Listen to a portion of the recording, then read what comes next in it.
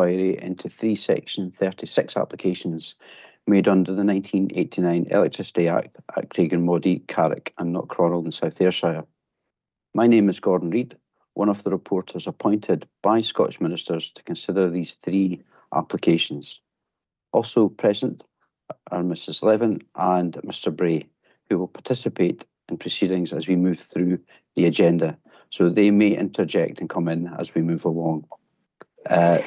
This meeting is being recorded and broadcast live. Our technical staff, who I think you've already met, Callum, will be watching and available in case there are any technical difficulties. So if there are any, then obviously try and flag that up to us. We also plan to make this meeting available on the DPAA webcasting site so that those not participating today can also view it. Given the large number of participants and probably to help me follow who's speaking and who's not, it would be helpful if you could all keep yourselves on mute when you're not speaking, and also during the proceedings this morning, unless you need to speak at any point. So if you can do that, so if you can be patient as I bring you in as well. Also, because I've said given the number of participants, it might be easier for yourselves if you view it in gallery mode on your own screen. Finally, again, just because of the numbers, I would request that if you're not the lead spokesperson, if you could please turn off your camera. It's primarily to help ourselves to manage the number of people that are seen on screen at any one time.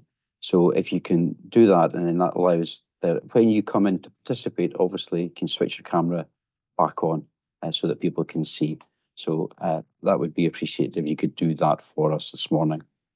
I'd also be grateful if you could please switch off anything that will make a noise in the background.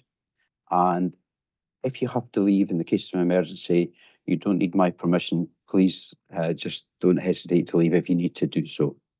Are there any initial questions on any of those matters? No, not seeing any hands up. Can I ask the lead spokesperson for each party just to introduce themselves and anyone else who might be participating today? If we could just firstly start with the applicant. So we can just start with Craiginmoddie. Good morning, everyone. My name is Keith Campbell, and I'm a Senior Associate at CMS Cameron McKenna, acting for the Craiginmoddie applicant, Energy Contour. And with me is Mr. Michael Briggs, who is the applicant's Head of Planning for the South of Scotland. Thank you. And for Carrick. Thank you, sir. My name is Colin Innes, and I'm a partner in the law firm of Shepherd & Wedderburn. I here on behalf of the applicant, Scottish Power Renewables, and I'm instructed by Fiona Coyle of the legal team at SPR. I'm also accompanied by Stuart Templeton, project manager with SPR as well. Thank you, sir. Thank you. And for Knockcronal. Good morning, sir. My name's Vincent Fraser, King's Counsel. I'm instructed by Gary McGovern of Pinsent Masons, who's also attending with me this morning. Thank you. And for the council? Good morning, sir. My name is Douglas Armstrong. I'm King's Counsel at the Faculty of Advocates in Scotland, and I'm appearing for the council. And Nick Lopez, Principal Planner with Stantec, is also with me today. Okay. And going through the other parties, is there a representative for Glasgow Prestwick Airport? Good morning, sir. I'm Ewan Brown, counsel instructed on behalf of the airport, and I'm accompanied this morning by Sarah Wardle from Dentons. Okay. Thank you. For Save Straighten for Scotland. Would somebody like to speak on behalf of Save Straighten as the lead spokesperson? Okay, I'm Jeanette Heggs. I'm not the principal spokesperson for Save Straighten, but I'll take that role. My husband sends his apologies for just now. He will probably join us later, but he has another appointment this morning. And I'm accompanied by Christopher Shaw. The other people who will be with Save Straighten this morning are Susan Crossthwaite and Melvin Grosvenor. That's that, everybody. Mr. Reid, is that all the information you need? That is more than perfect. Yeah, that's great. As I say, if anybody else needs to speak, then obviously you can just sort of indicate that they will speak. That's perfectly fine. Thank you very much for that. Okay, and for Galloway and Southern Ayrshire Biosphere, Mr. Thompson, this morning.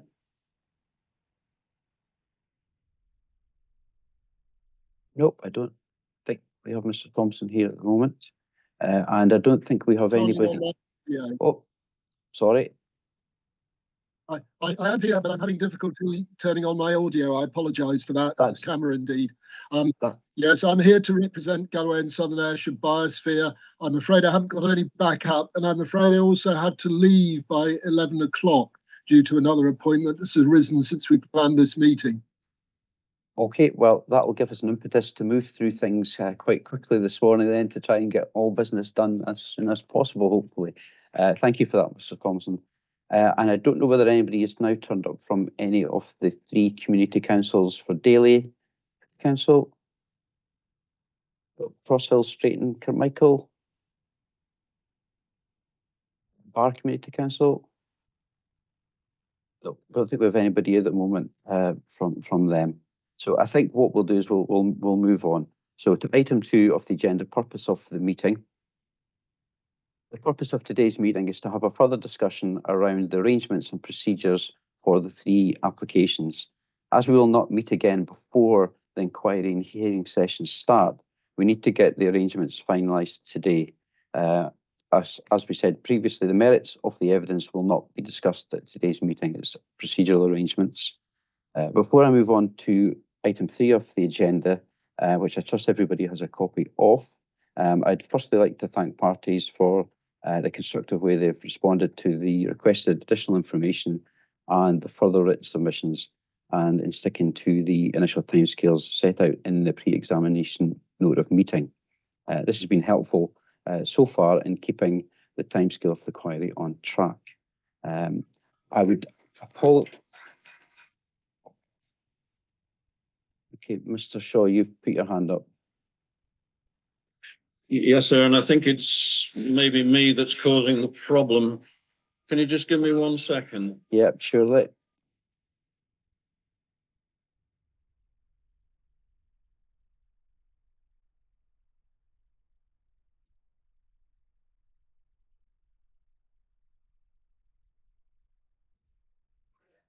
Is that any better? Okay, that seems to have resolved the feedback, yes.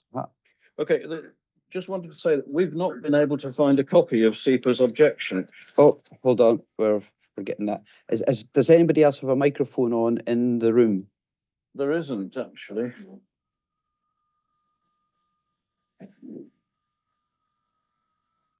Right, we might have to ask Callum to help us out on this bit, because it's very distracting, obviously, the noise, and I want to hear what you've got to say this morning.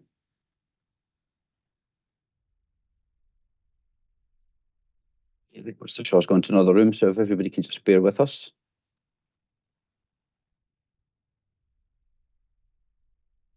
Bear with me, sir, I'm just moving to another room. No, that seems to be better so far. Okay, what I wanted to say was simply that we have not been able to find a copy of SEPA's objection anywhere in Objective Connect or in the DPA website. Okay, right, we'll obviously take a note of that, and we will have to look into that. Is that both the sort of original objection and the holding objection that's come through, or just the subsequent holding objection? I think it's the original objection and I'm sorry, I think it's both. Both, okay. Yeah. Right, we will look into that, and we'll make sure that a copy of that gets to you today. Thank you. I think as long as our web, I was just going to go on about our website being down. On the basis of our website goes back up, we should be able to get that out to you today. Thank you. Okay. Yeah. So I was just about to say I would apologise that our website is currently down for maintenance this morning, but it should hopefully be up by lunchtime. But hopefully you will have all your papers you need for the meeting this morning with you. In particular, I would say that it may be helpful if you could keep a note of the first pre-examination meeting to hand. However, I don't plan to go over the ground that we've already agreed there.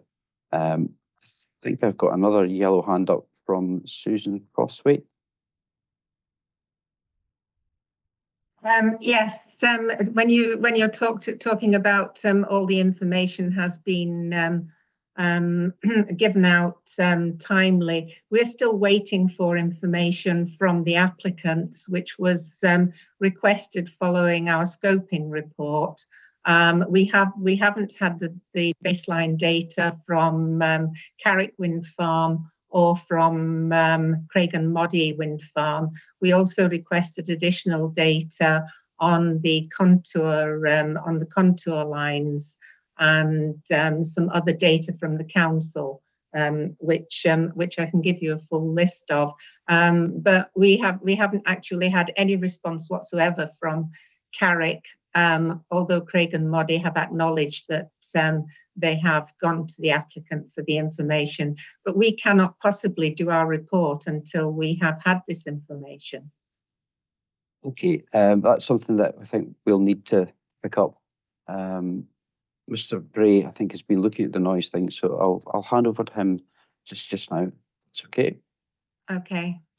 Just on that matter, what you've outlined it is essentially a matter between you and the applicants.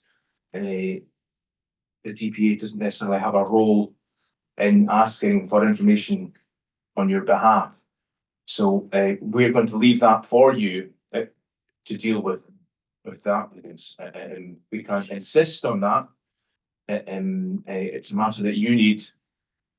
So we're going to leave it with you to make arrangements one way or the other. I have gone direct to the applicants on this matter, but we cannot produce the material for the reporters to be able to consider full extent of the impact that noise will have on these local communities and its life-changing impacts without this data. So the reporters did say, following our scoping report, they have suggested that that this data be provided to us, and it's impossible for us to actually do a full report for you, which we're trying to do without the data. So if you just leave it to the applicants, we're not going to be able to get it unless they can agree to it today and give us a timeline. But we need 2 weeks following this data to be able to finish our report.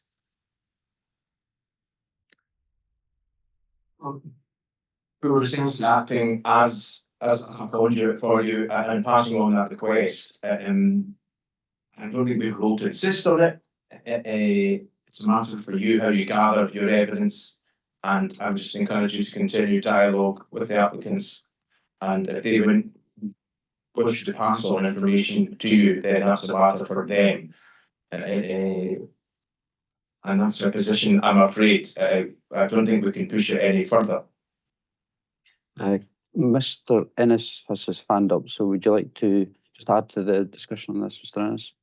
Yes, I understand that an offer was made to make information available. We had a formal request for it fairly recently, and it is actually currently being compiled, but will be forwarded to Service Rating for Scotland imminently, is the best position I have at the moment, which means probably in the next beginning of next week by the latest.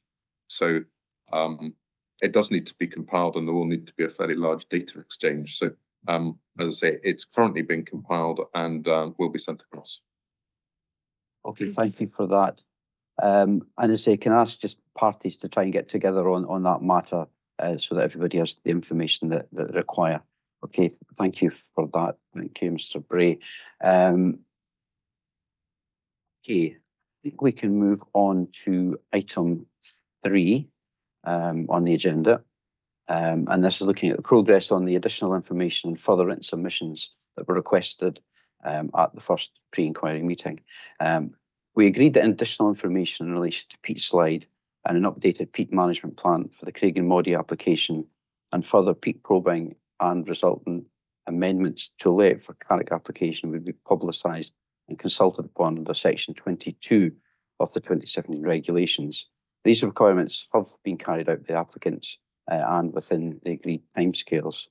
In relation to other additional information was also requested for the purposes of the inquiry under section 26 of the 2017 regulations from all 3 applicants in relation to cumulative landscape and visual assessments and provision of cumulative photomontages in relation to residential visual amenity of specified residential properties. The applicants have provided this information within the agreed timescales.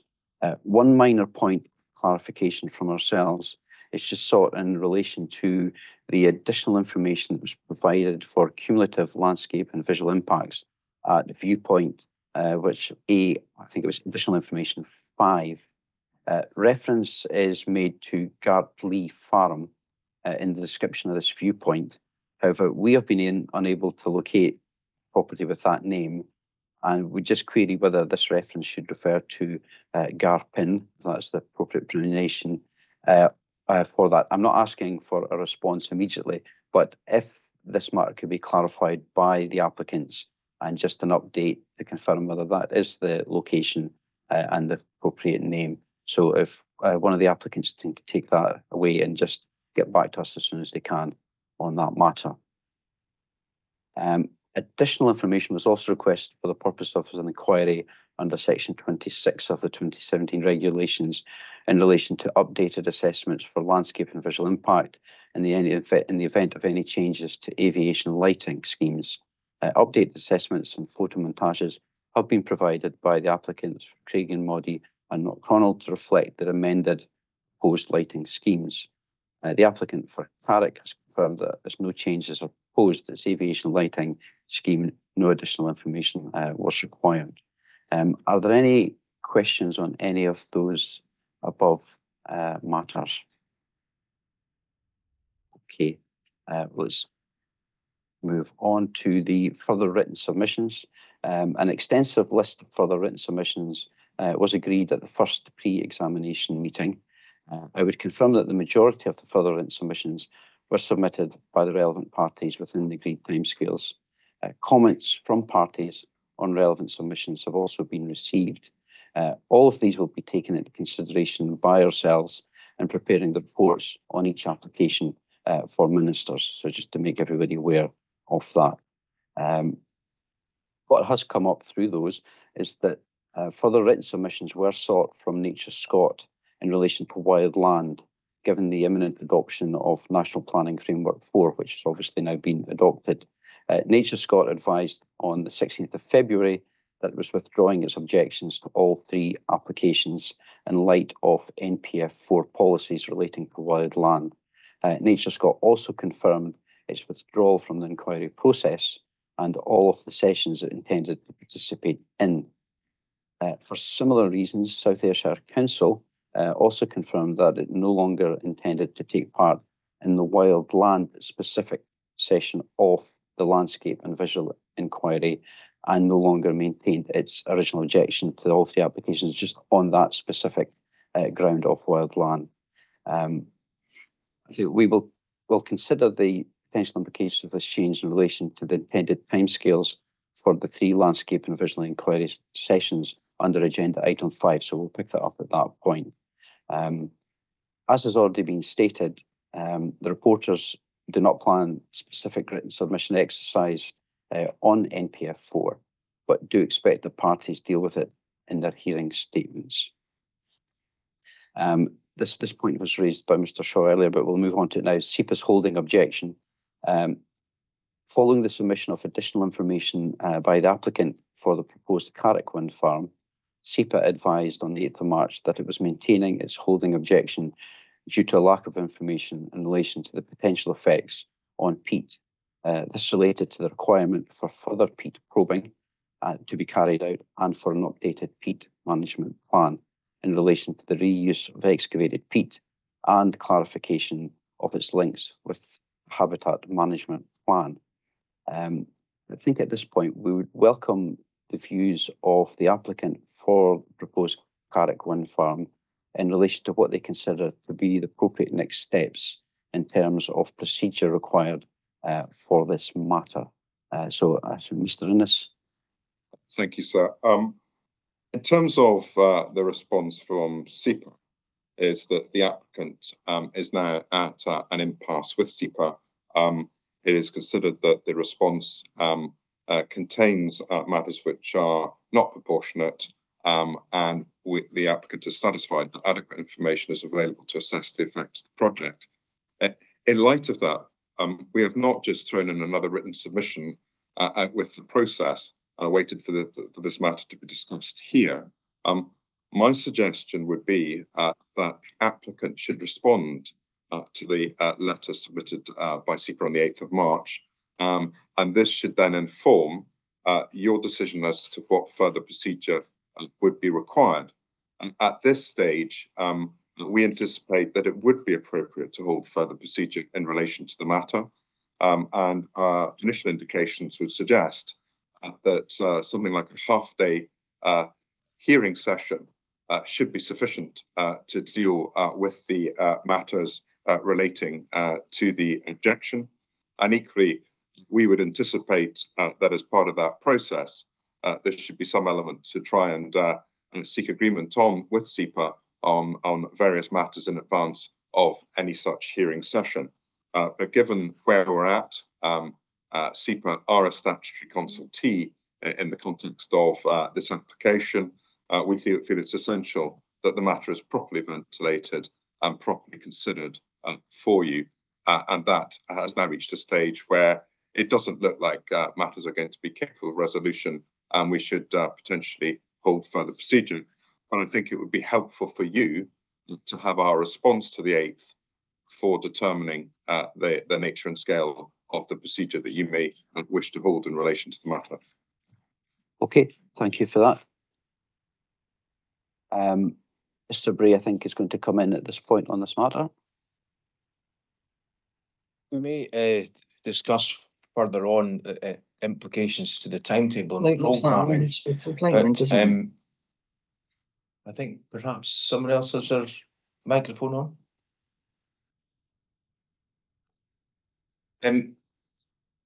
As I said, it might have an implication with regard to the programme. We're all geared up to try to complete oral sessions before the end of June. The option of us asking for the applicant to respond would obviously add a bit of time. We may then ask for hearing statements to be prepared and then look to a hearing. And so I'd like to ask the applicant whether or not it would be appropriate to set out a scope for the hearing at the moment and ask parties to prepare hearing statements, or if they think there will be value in that initial response in if you like, narrowing the potential scope of a hearing. So perhaps Mr. Innes could respond to that. If I could deal with the first matter, I anticipate that we would be in a position to provide you with a written response by Tuesday of next week at the latest. We appreciate that time is moving on and you'll have to take decisions after this meeting relating to procedures. So we anticipate the importance of timescale. What I would suggest is that there should be some period after that to potentially allow SEPA and ourselves to have further discussion and then set a deadline for a hearing statement to be submitted. I would have thought that it would be entirely appropriate to say that if we found space sometime in June, that provided that a hearing statement was submitted 4 weeks ahead of a hearing, that would probably be sufficient. And I appreciate that that might well be sometime in May, and that would probably allow sufficient time for parties both to consider the respective positions, narrow issues, and then help you to then set the parameters of questions and an agenda for the hearing. But I think, given the matters raised, we think the matter can properly be done within half a day.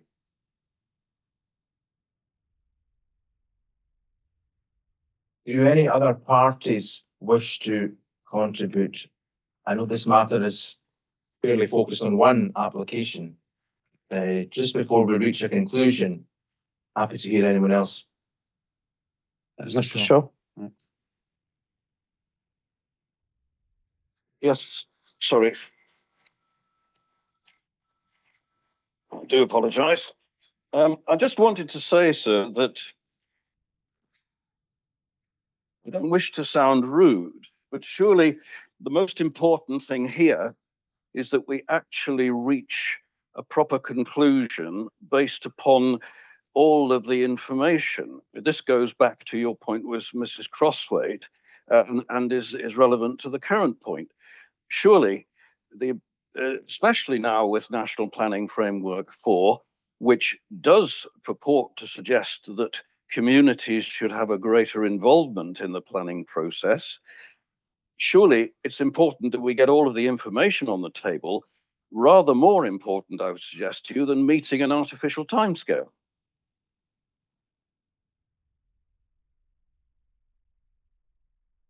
The information that we have at the moment on that specific matter is in relation to the EIA and the additional information and the responses from SEPA on that matter in particular. So that information is in the public domain. We will get you the copies to you later on, as Mr. Reid said. With respect to that's not my point. My point relates to the current discussion. If the Craiginmoddie applicant would like to submit further information which they feel is relevant, then surely they should be allowed to do that in the interests of arriving at a proper conclusion to this inquiry, rather than simply meeting the timetable. Yeah, I don't think I've indicated that we didn't want the applicant to submit. I think the applicant has indicated that they would respond to SEPA's response, I think, quite soon. Tuesday next week, I think, was mentioned. So I'm not sure what will be in that response. The applicant has clearly indicated that they are not going to pursue an additional round of additional information. I think I'm correct in saying that, Mr. Innes?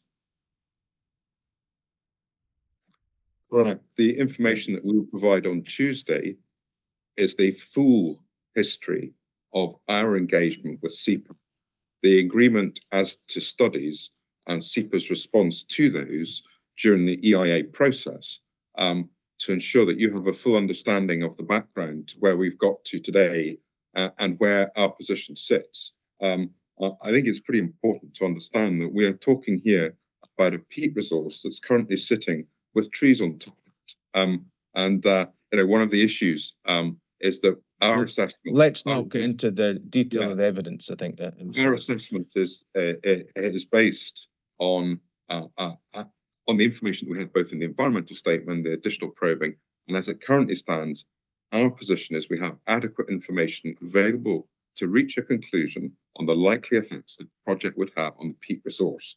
And we say that information is available, and SEPA say they want some more. And that's the dispute that we currently have at the core of the dispute between ourselves and SEPA. We also have additional information which you have not seen yet about the background to what was agreed in terms of the scoping of the various studies that were undertaken during the environmental impact assessment. And we want to give you the full picture so that you understand the full background, including the information about the gate check and where matters relating to methodologies are canvassed in front of the Scottish Government to make sure that we don't end up in positions that we're currently in, which is a debate about aspects of methodology after the application is being submitted. So we're going to give you the full package of documentation. We don't seek any further to lodge any further information at this stage. It will be based on information that is the history and the background material that is already before you. And that's the basis, and we're going to provide our context and explanation to you of that. And from that, you'll be able to hopefully discern that we can take the matter forward to a hearing if that's required. Thank you, Mr. Innes. Hopefully, Mr. Shaw, you're clear on the applicant's position now, and I think based on that position, we would welcome, I think, seeing what the applicant has to say first of all before concluding on the procedures, but build in the potential for a hearing, whether it's a half day or a full day. I think we may just have to identify a full day for just now. If we can do that later on in the agenda, and we'll set out in our note of this meeting what we anticipate a procedure to be leading up to that. But that would have to allow SEPA and the applicant and any other party that wanted to be involved the ability to prepare statements. Even after a hearing process, the reporters may determine they require more information. So that may not be the end of the matter. But I think it would be useful to build that in at the moment. And we can discuss that. Mr. Reid may go on to discuss the timetable and how that may or may not fit in. Let's not get into dates just now, because we might all get a bit confused. We'll discuss that later on. So happy to agree that you pursue that further submission, and we'll capture that in our note. Okay, thank you. Thank you all for that. We'll now move on to item 4 on the agenda, additional further written submissions that were set out in Appendix A of the agenda. The further written submissions submitted so far have been reviewed by ourselves. Following this review, we consider that additional further written submissions are required in 2 particular areas, and these were set out in Appendix A on the agenda. Just for summary, these are seeking clarification from Nature Scot on mitigation for bats, and the second area was seeking response from the applicants for the Carrick and Craiginmoddie wind farms in relation to the potential habitat management within keyhold areas. I think that was set out in the agenda. I don't know if anybody has any questions on those 2 items. No? Okay, we'll move on. We'll move on to further additional information in response to the updated operational noise assessment report submitted by Craiginmoddie. The DPA were notified on the 20th of March by the applicant for Craiginmoddie that an updated operational noise assessment report had been prepared. They advised that the updated report supersedes the operational noise assessment contained within Chapter 10 of the Craiginmoddie EIA report, December 2020. Accordingly, the updated report would inform the forthcoming hearing session and had been used in preparing the statement of agreement in relation to operational noise. The applicant for Craiginmoddie further advised that as the updated report constituted environmental information, it was intended to publish and consult on it in terms of Regulation 22 of the Electricity Works Environmental Impact Assessment Scotland Regulations 2017. I don't know if Mr. Bray wishes to come in at this point, or whether you would like the applicant for Craiginmoddie to provide us with further information on that. I think it would be useful just to understand the position with regard to the advert and the timing of that in terms of the public consultation period, and anything else the applicant would like to update us on. Thank you, sir. Yes, thank you for that summary. And we included the reasons for submitting the updated noise report in the covering email, which essentially obviously provide best information to the inquiry, and in particular to inform the comprehensive statement of agreed matters that was being discussed and indeed concluded between the three applicants and the site-specific noise limits within that. I understand in terms of the EIA period for submitting representations, that ends, I think, on 28th of April. Mr. Briggs could maybe update on that, just confirm whether that is correct. Hi, Keith. It's the 22nd of April. 22nd, my apologies.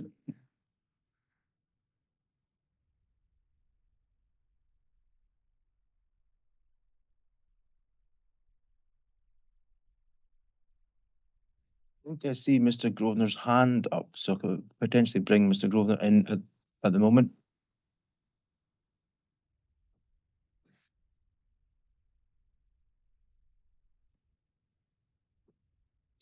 Yes, I just, can you hear me?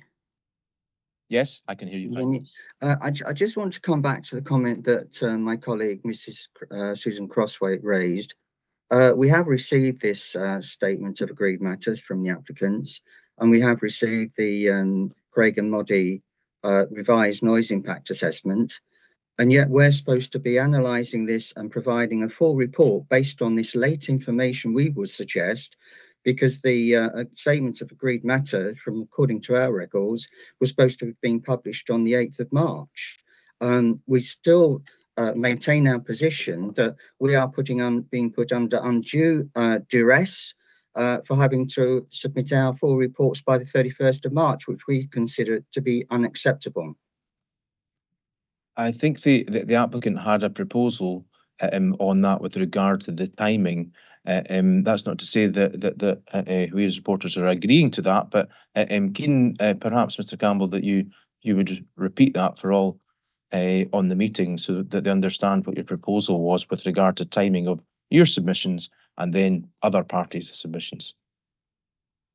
Thank you, sir. Yes, the Craiginmoddie applicant proposes that the hearing date remains as scheduled, which is 30th to 31st of May, that the submission date for the Craiginmoddie applicant's hearing statement in relation to noise remains as at present on the 31st of March, but that the other parties to the hearing session are permitted additional time to submit their hearing statements.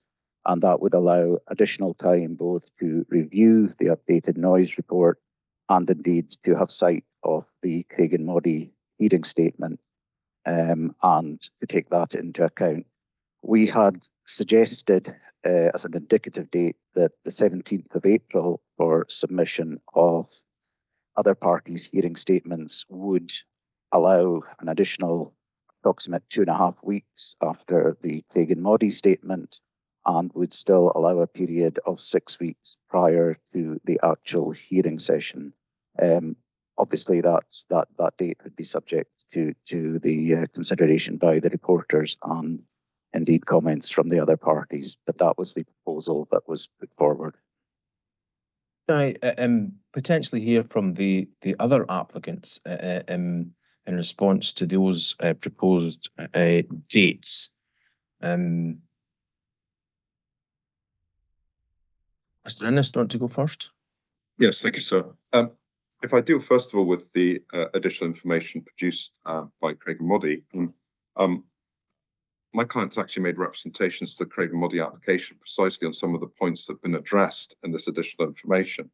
And therefore, we strongly support the material being allowed in and support that it's allowed us during the discussions on the noise SOAM to actually get a resolution where we have confidence about the sharing of limits, because we now have confidence in the underlying data produced by Craiginmoddie.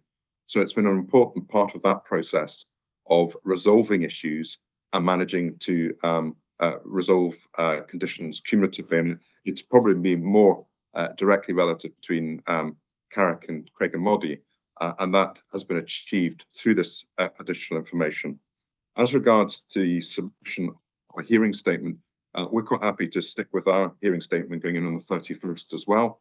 And we also support the view that Civil Striction for Scotland should be given additional time and which to lodge their hearing statement in response, given the data they're going to analyse. And I think probably the important thing here is to get a date which is realistic for Save Australia for Scotland to actually be able to produce all their material, because that's the important part of the whole process. So I think it would be very important to try and get a date that they think they can meet and can lodge all the material relative to the hearing session. I don't suggest that. That's a matter for you and also for the Save Australia for Scotland. But we all need some time to analyse that material coming forward, given the nature of some of it will be prefaced in the correspondence we've already had. So, as I say, we're supportive of the material being submitted, the alteration and allowing Save Australia to Scotland Australia to have the additional time, and we just need to hear what is the realistic timescale for them being able to respond and collate their material. And as I say, we support them being given additional time. Thank you, sir. Thank you, Mr. Innes. Mr. Fraser for Knockcronal. Thank you, sir. Well, so we are in a position to produce our evidence for the 31st of March, as was specified. But my understanding of what was being proposed was that the other parties includes the applicants. So if there is a delay in the submission of these statements, then that would include our statement also being put back to that, whatever that date might be, the 17th of April is suggested.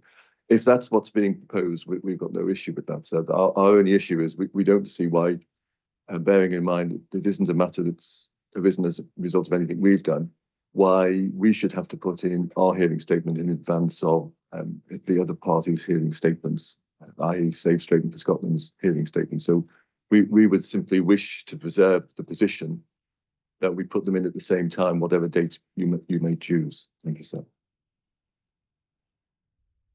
Okay, we've heard what the applicants have to say on timing. Perhaps if we could open it to Save Australia for Scotland and their view on matters, including the timing of any submissions.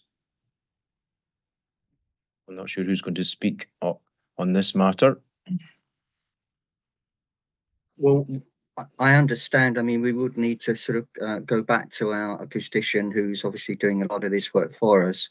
But from the conversations we had yesterday, I would understand that and accept that 17th of April would be a reasonable time scale for us to submit our full report based on the evidence, the new evidence that's coming forward.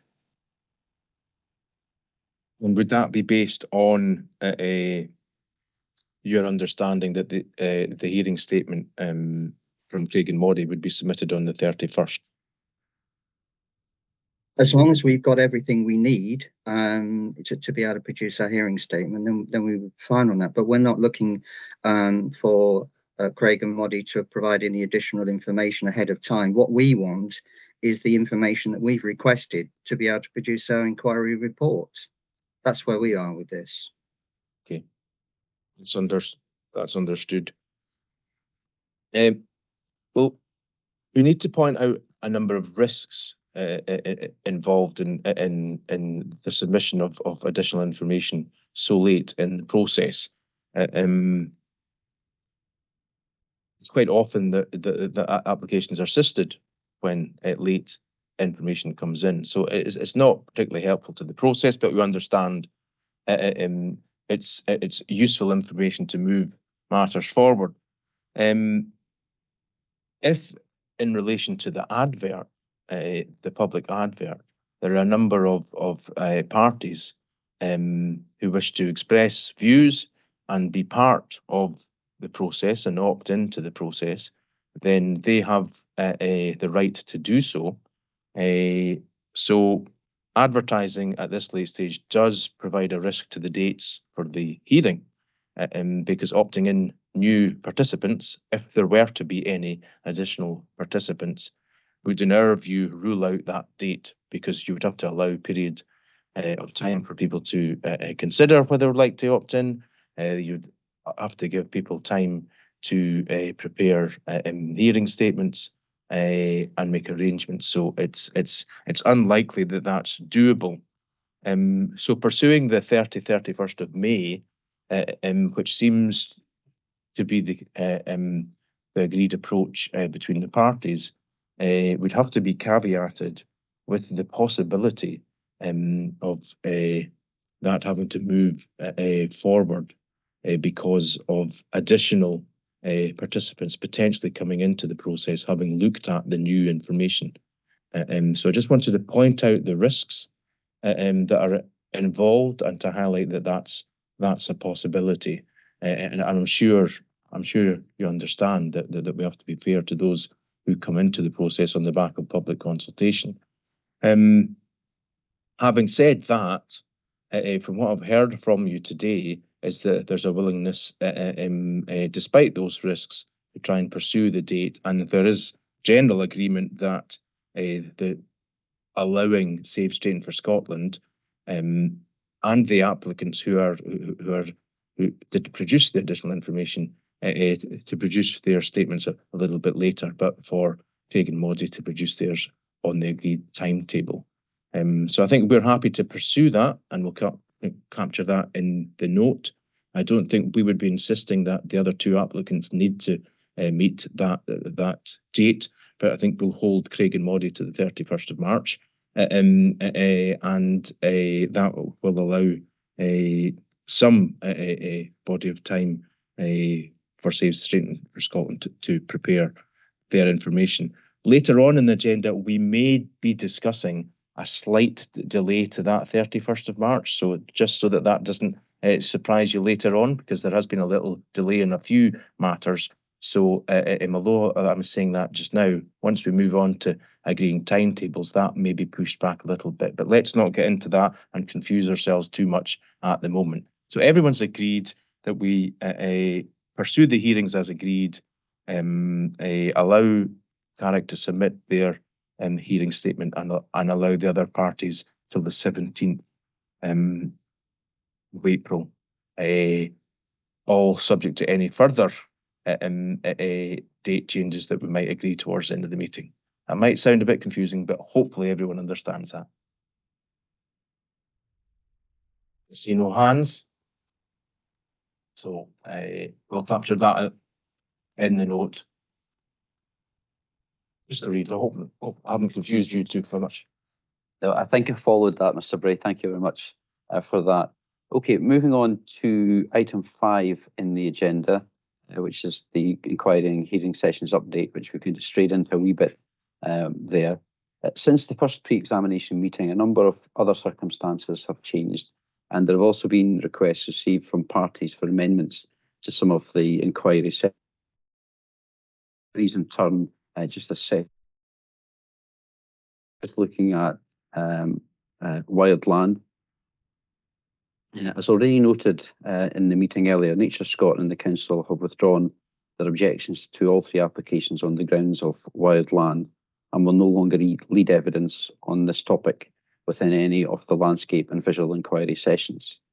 With the extent of written evidence that exists between parties on the matter of wildland that we've received to date, alongside the proposed range of unaccompanied site visits that we intend to carry out, we consider that we will have sufficient evidence for our reports to ministers on the matter of wildland. Consequently, it's intended to remove wildland from the scope of the landscape and visual inquiry sessions for all 3 applications. Therefore, there's a potential for the duration of each session to be reduced to 3 days, which would bring it in line with the days proposed for the updated Craiginmoddie inquiry on the correspondence been circulating. What I would say is that the evidence on the visual effects of aviation lighting is still expected to form part of the landscape and visual inquiry sessions. So just firstly, are there any comments from the parties on the proposed amendment to the scope of the respective inquiry sessions, wildland? I'm not seeing any hands up. And are any parties in disagreement with the seeking to reduce the duration of these inquiry sessions to 3 days from the original 4?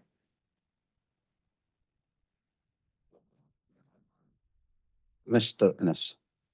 Yeah, just until we're also going to come to the rearranged timing for the Craiginmoddie landscape and visual session. That will promote Carrick to kicking off the landscape and visual sessions.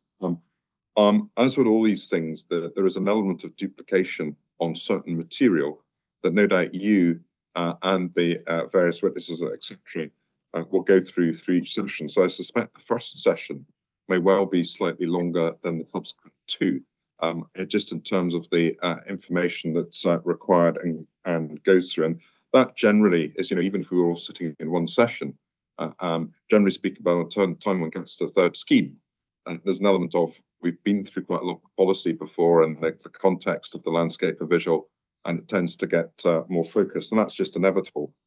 So my inclination at this stage would to keep the Carrick for its currently allotted timescale.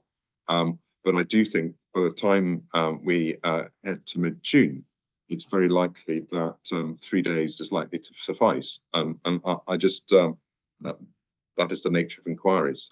As we've been through documents, etc., it tends to reduce. So I don't think there needs any change, but I would just caution that first week, whilst everyone's getting familiar and it's the first inquiry week, it tends not, I suspect, to be as quick as the others. I just laid down that mark, and I don't think it would be necessarily sensible to remove our fourth day for that first inquiry week. Okay, thank you for that. Mr. Fraser? So obviously, as a matter of principle, one would hope and expect that the session will be shorter as a result of the wildland elements having been taken out of the inquiry. The thing that occurs to me, however, sir, is whilst obviously we want to deal with things as quickly as possible, given that we do have the 4 days available, I think it's simply safer to keep them at the moment, and hope we will finish in a quicker period of time. I appreciate there's a separate issue with Craiginmoddie, which we're going to come on to discuss in a minute, but it seems to me certainly for both the Carrick and the Knockcronal, given that we actually do have people available for those dates, just to avoid any issue that might arise, it's simply safer to just keep them in the timetable as they are, and hope we'll finish earlier. Okay, we'll take that on board when we're looking at the revisions to the inquiry timetable later in the agenda. Any Mrs. Leven would like to interject? Not sure if you were completely finished the point, but I was just wanting to raise the issue about aviation lighting. Sorry, I'm finding it hard to hear my own voice at the same time as I'm hearing it on here. Yeah, I was just wanting to make a point about aviation lighting site visits, obviously taking into account the lighting assessments and the proposed schemes that we have now and on the table.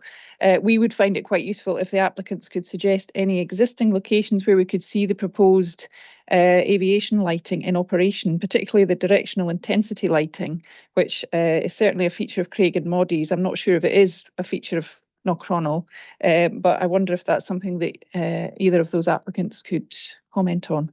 And perhaps not something that we need to spend much time on now, but maybe if you could provide some details after the meeting, would that be okay, Mr. Fraser?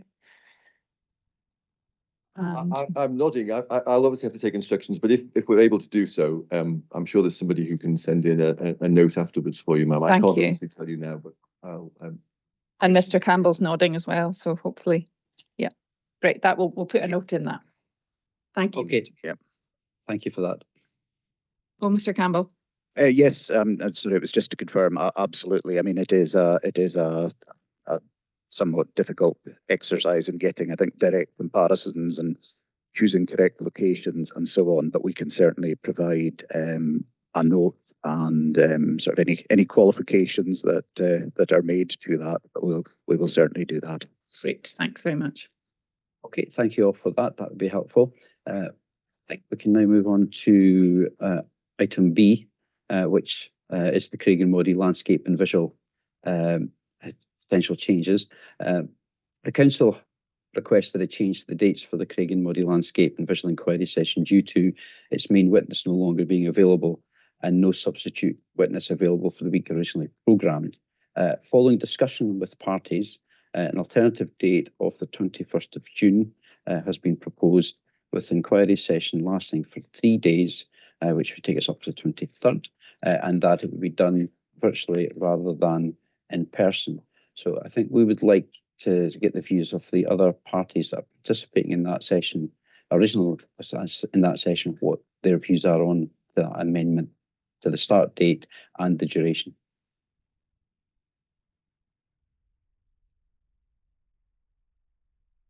Start with the council.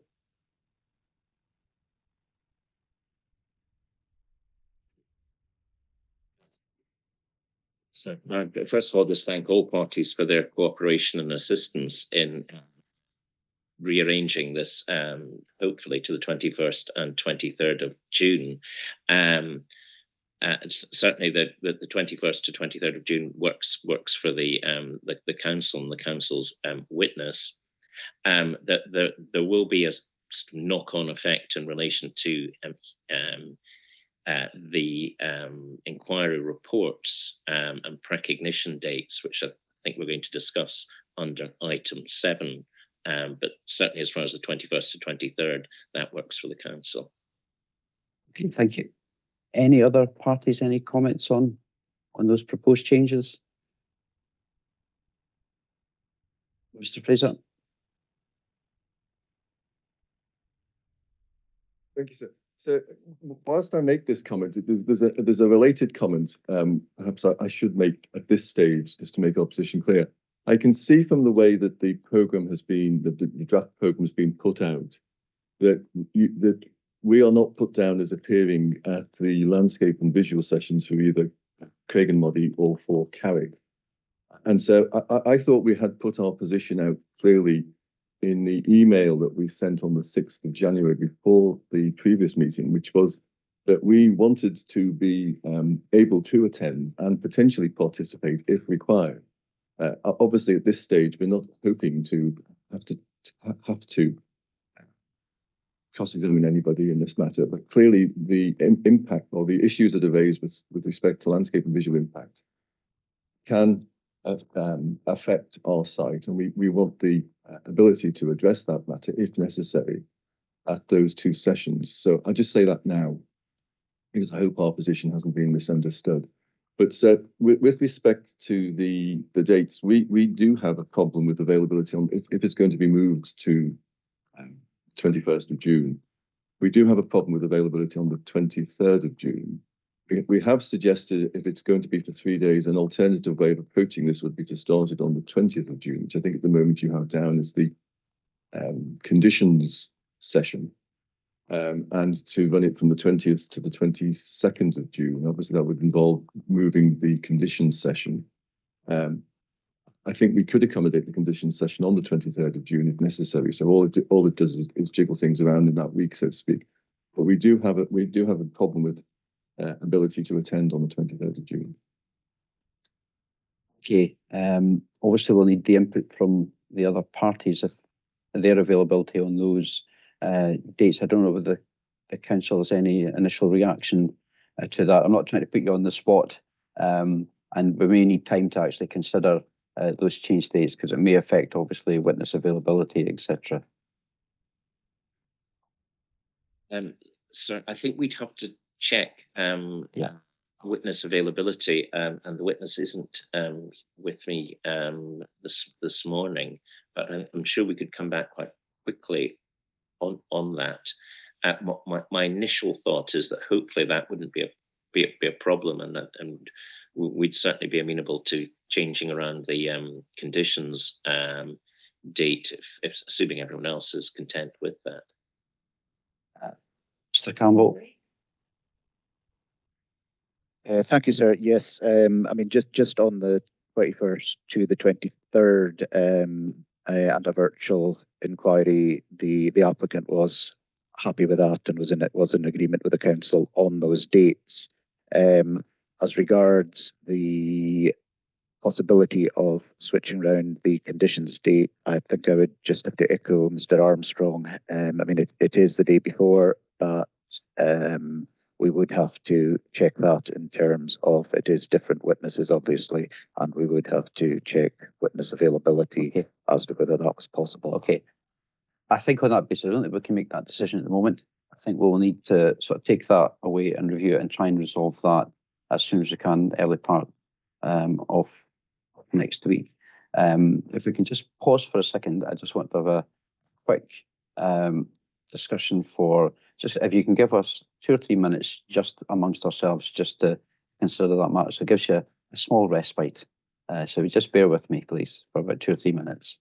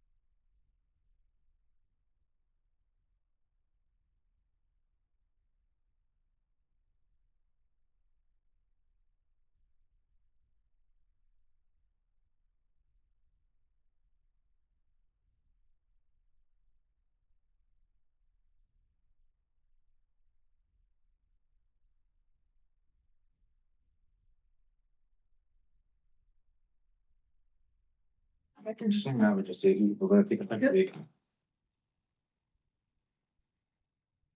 Okay, if everybody's still with us.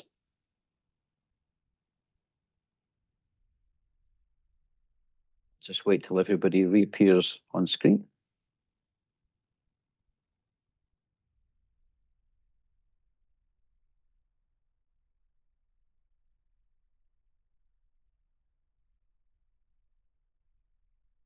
Okay, I think we can progress.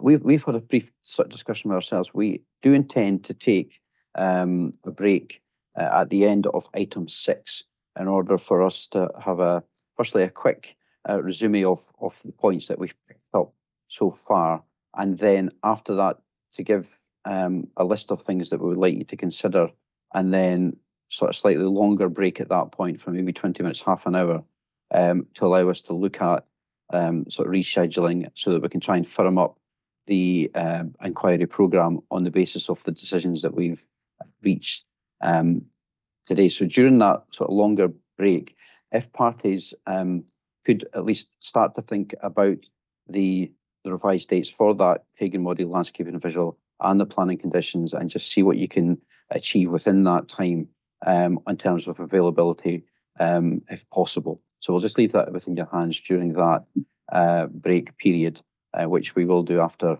item 6. Okay, so moving on to item C, which was noise and shadow flicker. We've already picked up most of that already above. We had sent out amendments to the scope of the hearing in an email on the 1st of March, and the only outstanding matter for the reporters to determine is whether the hearing will be held in person or virtually. So I think I'll hand over to Mr. Bray at this point on noise again. I think that in the note, we indicated our virtual hearing to cover noise shadow flicker. In the submissions after that, certainly I think from Dave from Scotland, I think one of the applicants was suggesting there is a possibility that in person might work. I suppose today we'd like to be convinced that there is a need for in person rather than a virtual hearing. So happy to hear any of the applicants. First, if any of the applicants have got a strong preference for an in-person hearing, then I'd like to kind of hear that now. You can wave your hand, stick up your hand, or just speak.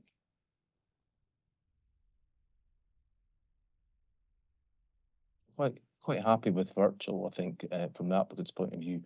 From Save Straighten for Scotland's point of view.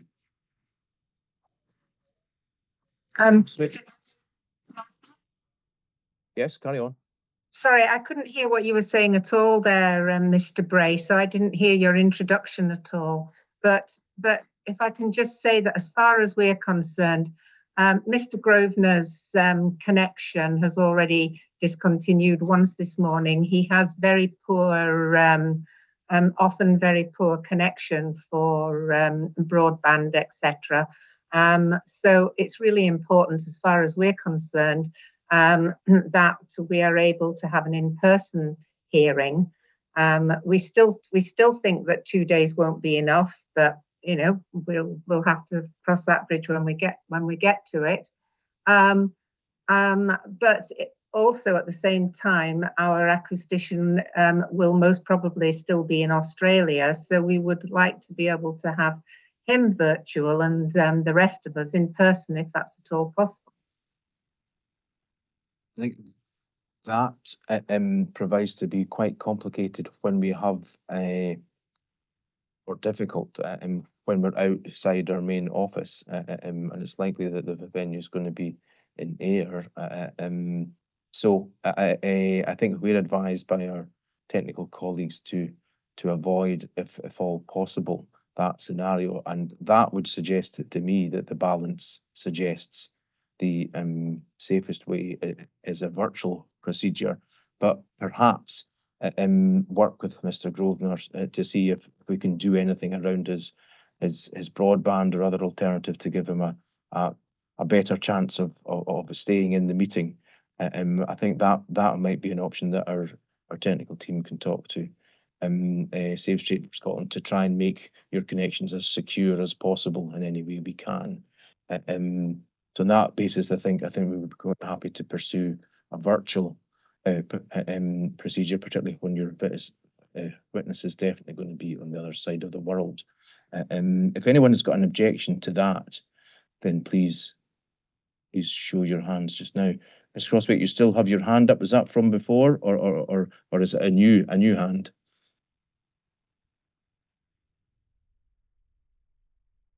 It was from before, but I still maintain that that having a virtual hearing is when there are quite a few people participating is really difficult. And in today's technical, you know, it's been done before to be able to have one witness virtual, whilst the others it should be able to be arranged at wherever the venue is in air. So we would still definitely prefer to be in person, apart from Mr. Hooson. You don't think there's any, there won't be any issues in him responding to any questions, though, in terms of responding to his evidence during the hearing virtually? You don't think that's a problem? I don't think that's a problem at all, no, because we've been having virtual meetings with him all the time, but Mr. Grosvenor isn't always able to be there, or and it is important that he will be there. Yeah. Well, our advice in this current environment, where we're supporting a number of procedures virtually, often at the same time, and with the equipment that we have now, we can do hybrid, but it's generally now done from our main office in Falkirk, and providing a hybrid version out in the field it provides to be more difficult, and that's our position. I'll try and explain it a little better in the note, because I don't have the technical sort of jargon just now. But if we pursue the virtual arrangement and try and work with Save Straight for Scotland to make sure that the connections are as solid as possible, and if it does fail for any reason, then we may have to go to in person at a later date. But I think, based on our experience, we should be able to make it as solid as we can. I was wanting to hear if there was any particular reason why we had to be together, and I've not necessarily heard it, given that one of your witnesses is not going to be there. So I think that's how we'll pursue that matter. Mr. Reid, I think there's general agreement, albeit the caveats that Crossway has highlighted, and I'll explain the technical reasons in the note. Okay, thank you, Mr. Bray. Moving on to item D, aviation safety. I will hand over to Mrs. Leven for this point, who will take us through this next item. Okay, thank you, Mr. Reid. Yeah, there's just a couple of issues to run through around the scope and the duration of the inquiry session on aviation safety, when it will start, and witness availability. So at the time of issuing the PEM notes, the scope of the aviation inquiry was fairly broad, and we timetabled it for 5 days, starting on the 26th of June. So on the basis of the submissions since then, there does seem to be agreement on a number of matters, which is helpful. We've had statements of agreements between the airport and the applicants for Craiginmoddie and for Carrick, identifying a number of issues that are in scope for the inquiry session. NATS and Glasgow Prestwick no longer object on Knockcronal. So we don't expect a statement of agreement on Knockcronal, nor were we expecting the applicant for Knockcronal to be participating in the inquiry session at all, but we do want clarity on that. And one other issue was just to check whether there would be any matters discussed at the aviation safety session around the operation or implementation of any ADLS schemes, just in terms of witness availability, where was any discussion around that intended to still be part of the landscape and visual sessions, or was it part of this session? So it would be helpful just to get your views now on what you think the latest positions are, how they affect the duration of the inquiry, which presumably will shorten quite a bit, and whether you have an agreed start date, including the order of the witnesses, if that was going to help at all with the airport's availability. So I think it would probably help if we start with the airport, given the issues with the dates were raised by you. So I think, is that Mr. Brown? Yes, thank you, ma'am. Well, in terms of the scope of the airport's evidence for the aviation inquiry session, the final scope is still being addressed at the moment, but it is likely to cover impact on primary radar, secondary radar, radio communications, and of course the cumulative impact. Quite apart from the fact that evidence will be led on those impacts, it will also be necessary to lead evidence on what they mean for the airport in an operational sense. The evidence will also be required on the extent to which mitigation is available and cost and risk of maintaining that mitigation. It will probably be well known that this is the third occasion on which the airport has presented its case to an inquiry on these matters, and it's certainly helpful that Knockcronal is no longer part of this session, but the airport knows from experience that it does take 4 to 5 days to get through all of the evidence. And I appreciate that we have 2 applicants, and it's unlikely to take twice the amount of time to cover the evidence, but I do believe it will still be a challenge to finish it within 5 days. And as has previously been highlighted by the airport, there is a problem with the availability of one of the key witnesses that week, Ms. Kilpatrick, who is the commercial director of the airport.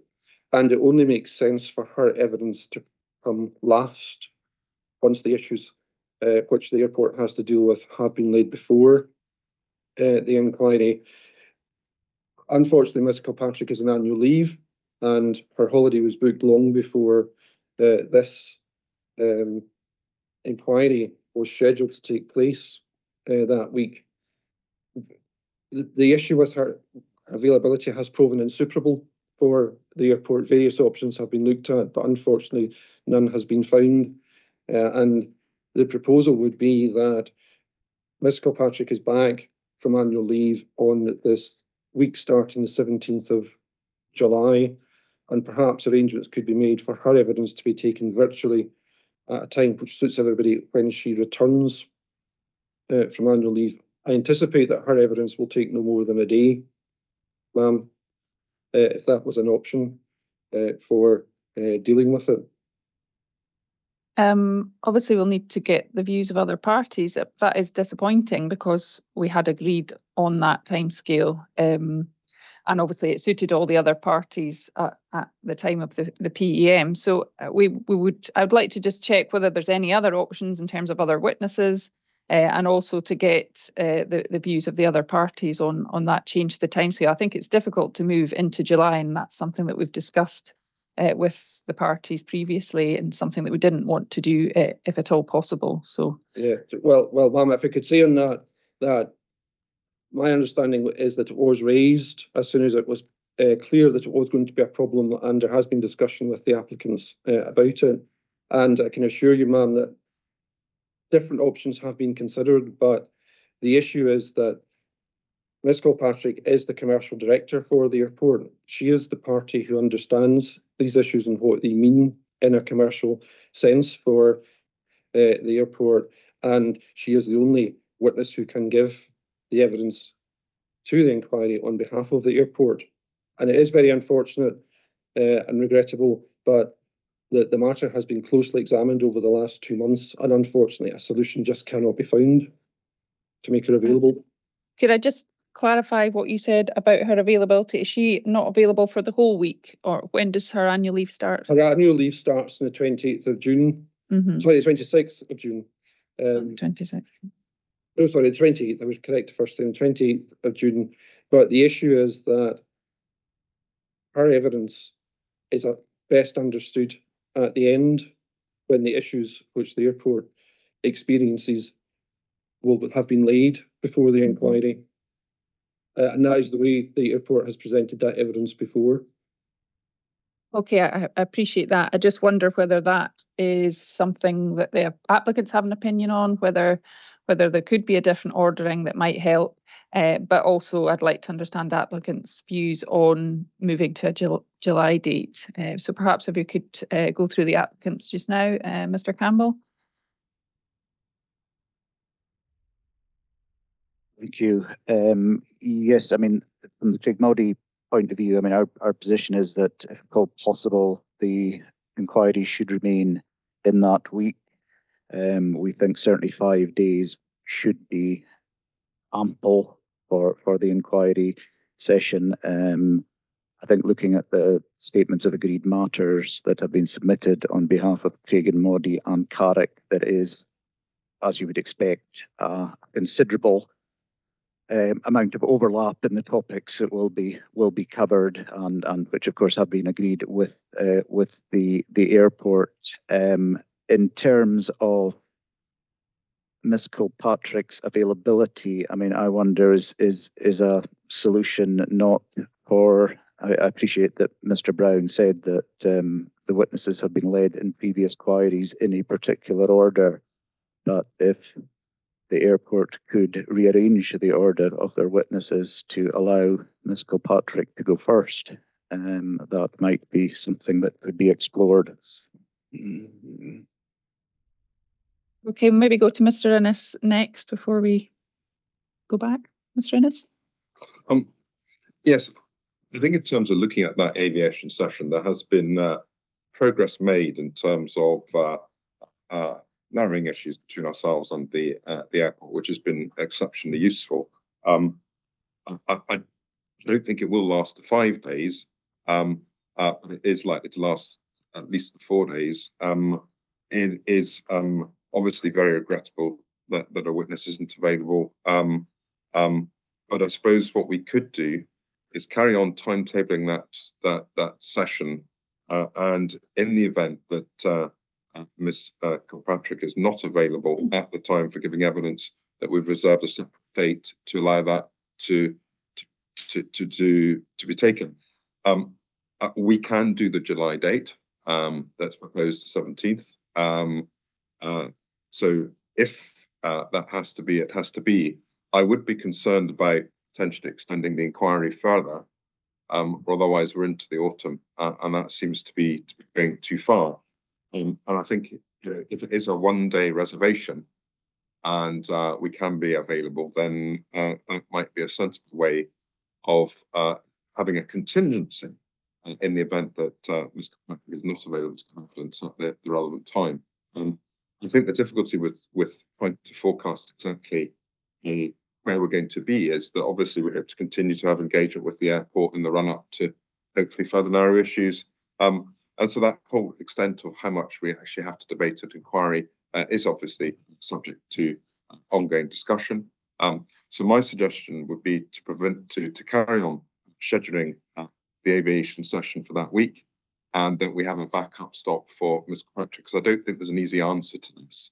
You understand that it may not be ideal, and I don't think, for example, it would be ideal if it was suggested that Ms. Patrick's evidence was somehow taken during the course of the applicant's evidence or out of turn.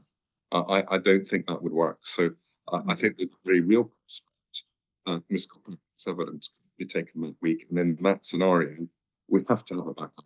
I don't think we can see a workable solution that we can sit here now and say is going to work during that week, and therefore it does appear a backup is going to be required. Okay, thanks, Mr. Innes. Mr. Fraser, do you want to say anything about your involvement at this point? I think, just so we're clear.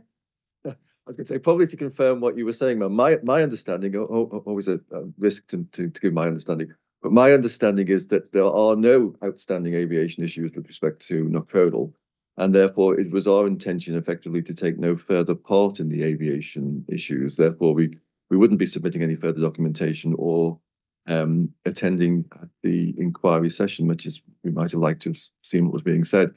The only point I would make is that obviously we have an interest in this matter getting a decision as quickly as possible. So we would be concerned if matters were to be delayed substantially. But otherwise, ma'am, I don't think there's anything for us to say. Okay, that's helpful clarification. Thank you.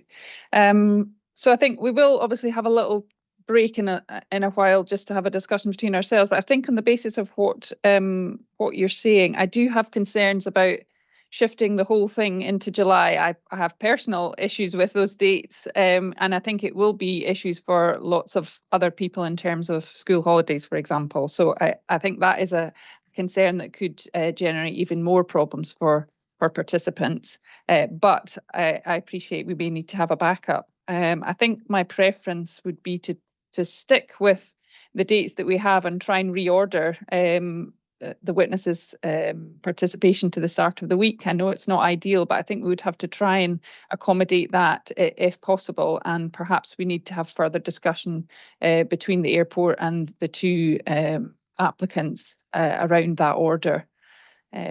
So I wonder if we could park that until we have our break, whether you can have a think about that. And if you want to try and speak to the applicants during that time, then that would be helpful. Does that sound okay, Mr. Campbell?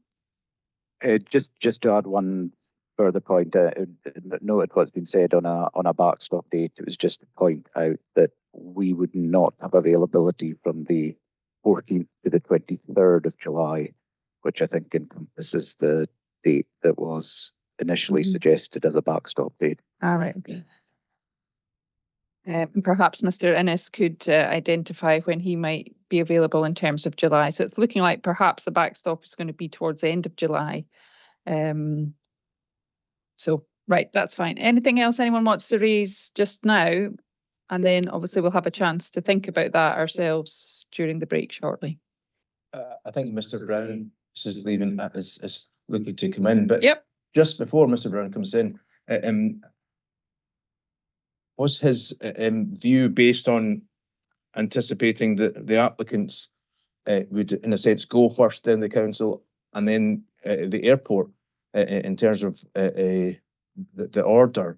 Would there be a possibility for the airport to run through all of its evidence first, and then the applicant and the council after? And that would still allow your witness who's on leave to come at the end of your evidence. I would like to hear your views as to why that would be a problem. Yes, thank you for that, sir. I think that's deeply unsatisfactory from the airport's perspective, that it should have to anticipate the case to which it is responding. The way these matters are dealt with for a reason is the applicant presents first and the airport would respond to that. And it's deeply unsatisfactory and I think prejudicial to the airport's interests for the evidence to be taken in that way. And indeed, I would also say that I do think it is prejudicial to the airport to be forced to lead its main witness on the impact of the proposal from a cost and risk perspective earlier in the presentation of the airport's case. I started by making the observation that it only properly makes sense at the end of the airport having laid out the evidence of the impact and what it means in an operational sense. And would there be a possibility the applicants went through their evidence to go before the council's evidence, the council are party to this? We're just trying to find a solution which has come up from the non-availability of your witness to fit into the agreed timetable, Mr. Ewan. So we're looking for a little bit of flexibility. So I would encourage you to do that. Yes, well, certainly the airport would be prepared to consider that as an option. But again, I do make the point that Miss Kilpatrick's annual leave was booked before the inquiry was scheduled to take place that week on aviation matters. Thank you. Okay, well, yeah. So just to confirm, the council aren't participating in that session? No, I don't think they are. I must have been looking at the wrong list.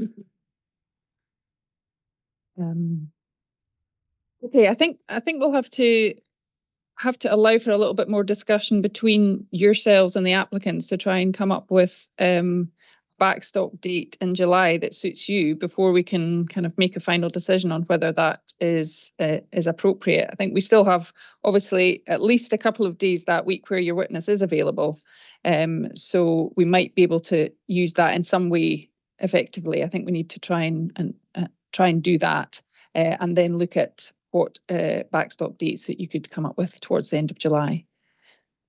I think that's all we can do at this point. So I think we'll move on unless anyone else has got any other questions. No. Okay, thank you. Okay, I think that's back to me now. And we can move on to the next item on the agenda, which was agenda item E, which was the evening hearing session. The evening hearing was scheduled for, or has been scheduled for the 5th of June, commencing at 6:30 p.m. and anticipated to conclude around 8:30 p.m. The hearing will take place in the Cross Hill Community Centre on Kirkmichael Road in Cross Hill. We note that there are a number of opted-in parties who are not participating in the main landscape and visual inquiry session, and it's hoped that this will provide an opportunity for them to participate within this session. Can I just ask, are there any parties who have any difficulties with the arrangements in terms of the day, time, location of the hearing session?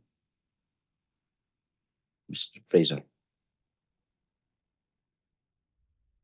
Thank you, sir. Yes, we do have a problem, I'm afraid, with the 5th of June. Our witness is not available that day.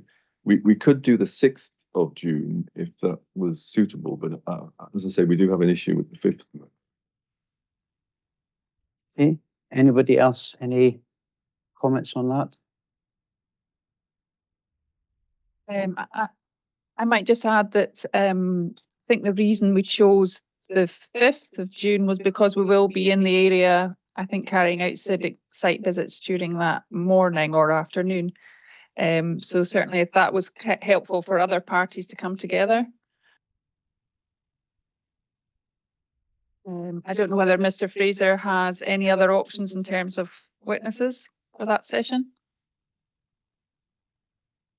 Well, I'm sure I could see if somebody else could come, but the problem, as I say, is that all landscape witnesses definitely not available, I'm afraid, that day. I've been told. Okay, I think we'll need to. That's another item we'll need to pick up in the break and consider, and for other parties. Note, it was also attached in Appendix B to the agenda, which set out the procedure and the arrangements for the evening session, including timescales for the submission of statements and documents, and the agenda for the hearing. Are there any questions that parties have in terms of those timescales? Okay, that's fine. We will come back to that date. As I said earlier, we're going to have a break so we can try and pick up all the scheduling dates or issues that have arisen. What we'll do is we'll take a short break after the next item for a few minutes just to list those, come back to you, and then in a sense send you away for 20 minutes as well to have a look at it, and we will then try and build that into the programme, just so that we can try at the end of today have as much pinned down as we possibly can. So moving on to item 6, that's the accompanied site visit arrangements for the residential visual amenity issues. The applicants have provided a proposed itinerary for the visits to individual residential properties scheduled for the 12th of June. This was attached as Appendix C to the agenda. The proposed itinerary sets out the suggested order and timings for the visits to each property over the course of the day.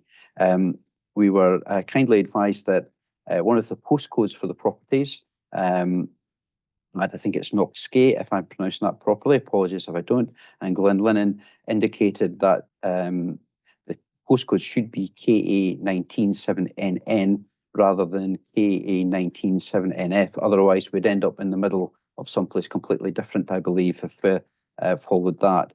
I think it was also indicated that sometimes the postcodes aren't as accurate as locating these properties. So if the applicants who prepared that could just sort of update and check those postcodes, that would be helpful. So at this stage, we would welcome the views of the other parties involved in the site visits on just the feasibility of proposed arrangements as set out in Appendix C. So Mr. Innes has got his hand up to be first in. So no, I will. I'm actually going back in the agenda. So if you want, could I? Okay. You've set this out, so I don't want to interrupt the flow. Before you break, I've got a matter I'd like to raise, if that's still possible, sir. Yes, well, if you can remind me when I get to the end of this, put your hand up again, and then we can pick it up at that point, if that's okay. Thank you for that. Okay, so are there any views on the proposed sort of feasibility of the arrangements set out in the table from any parties? I'm not seeing any yellow hands going up. On the basis of the, sorry, Mr. Bray, would you like to come in? If it would help parties, I think our feeling is that the timing is a bit tight and wouldn't really allow, not always allow enough time at each site to properly consider. So as long as the ETAs are not necessarily fixed, and that there is scope between the parties and those in the properties for a bit of flexibility, and that it would go on perhaps longer. These things inevitably do go on a little bit longer, and I do think we would like to properly consider each of the sites, take out the appropriate sort of paperwork and be pointed in the direction of certain things by those participating. So I'm just not convinced that we'll be able to do it quite as quickly as has been presented in that list. I'm not sure that it will be done by the back of 2. So as long as all all the participants would be willing or able to participate in a longer day, then I don't want to get into agreeing a new ETA for each property. But we're just concerned that it's a little bit tight.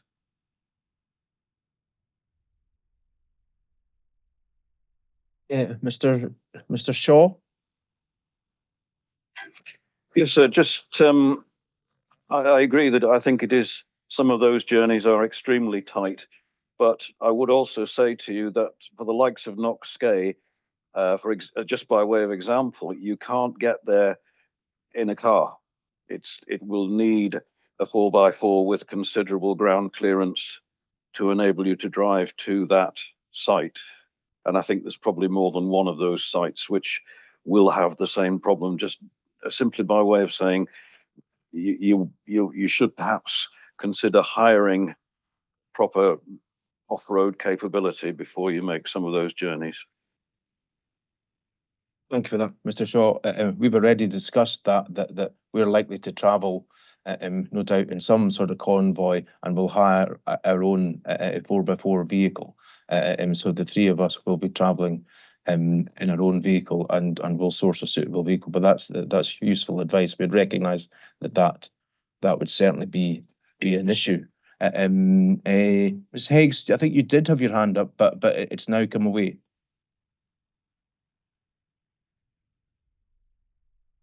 I think you're still on mute. You're still mute. Can't hear you.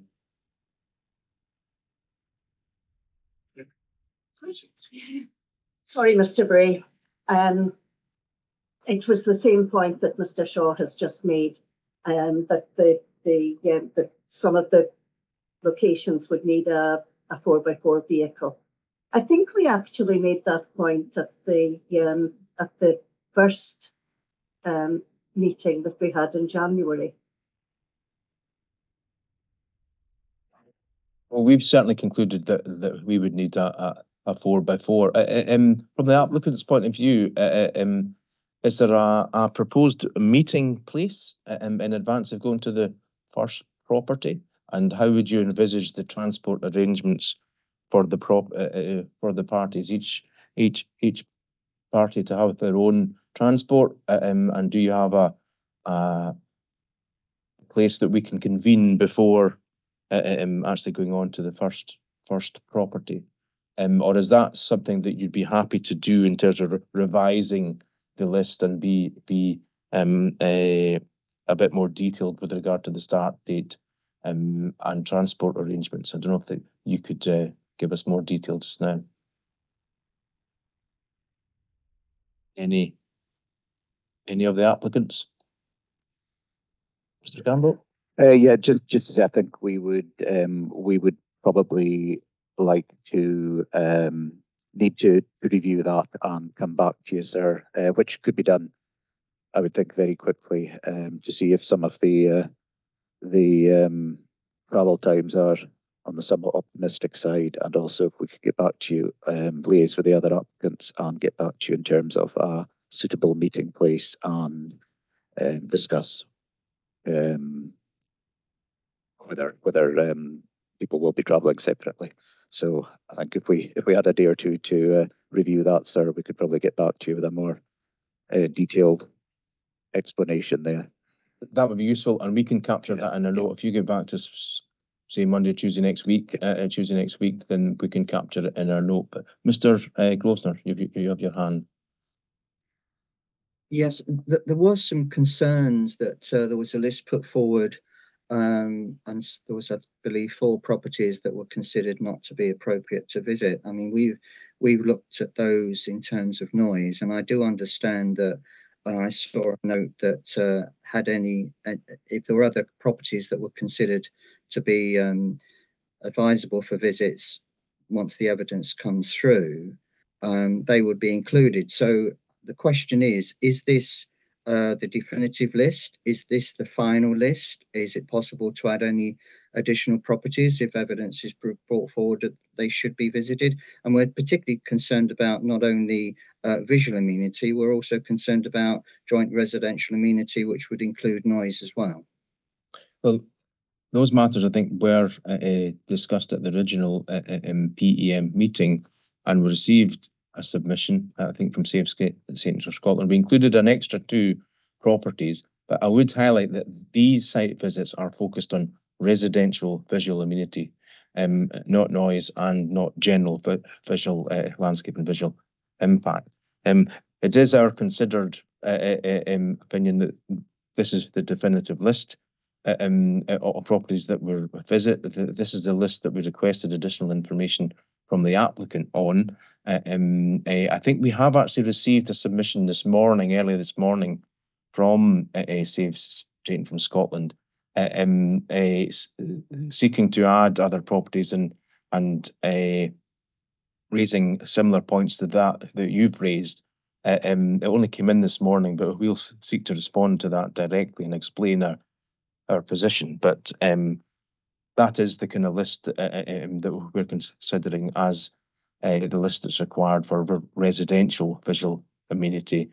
And as you might be aware, the applicants have produced new visual material on the basis of those 13 properties.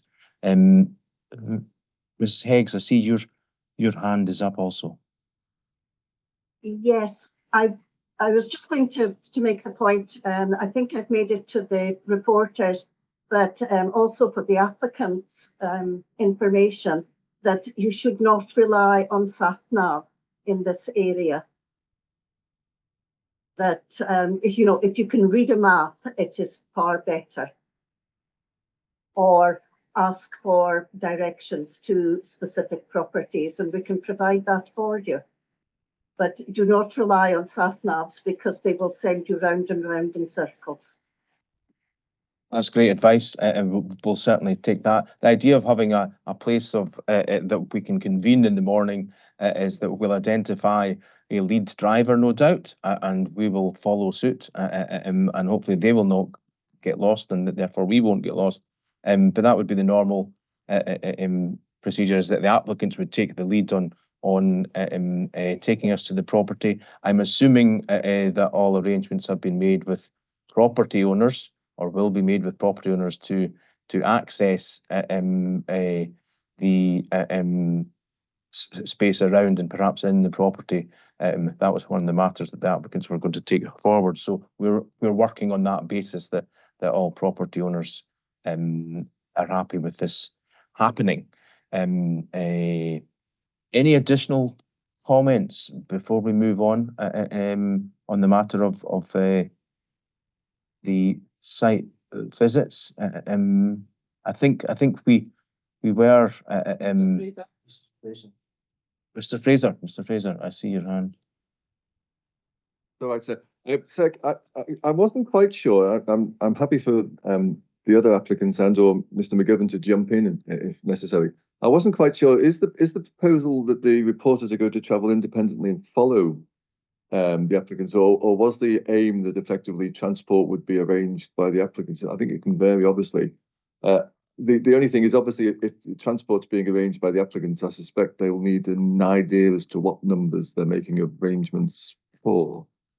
Well, we've had nothing back from the applicants with regard to asking about the arrangements, other than the list and whatever's in front of you.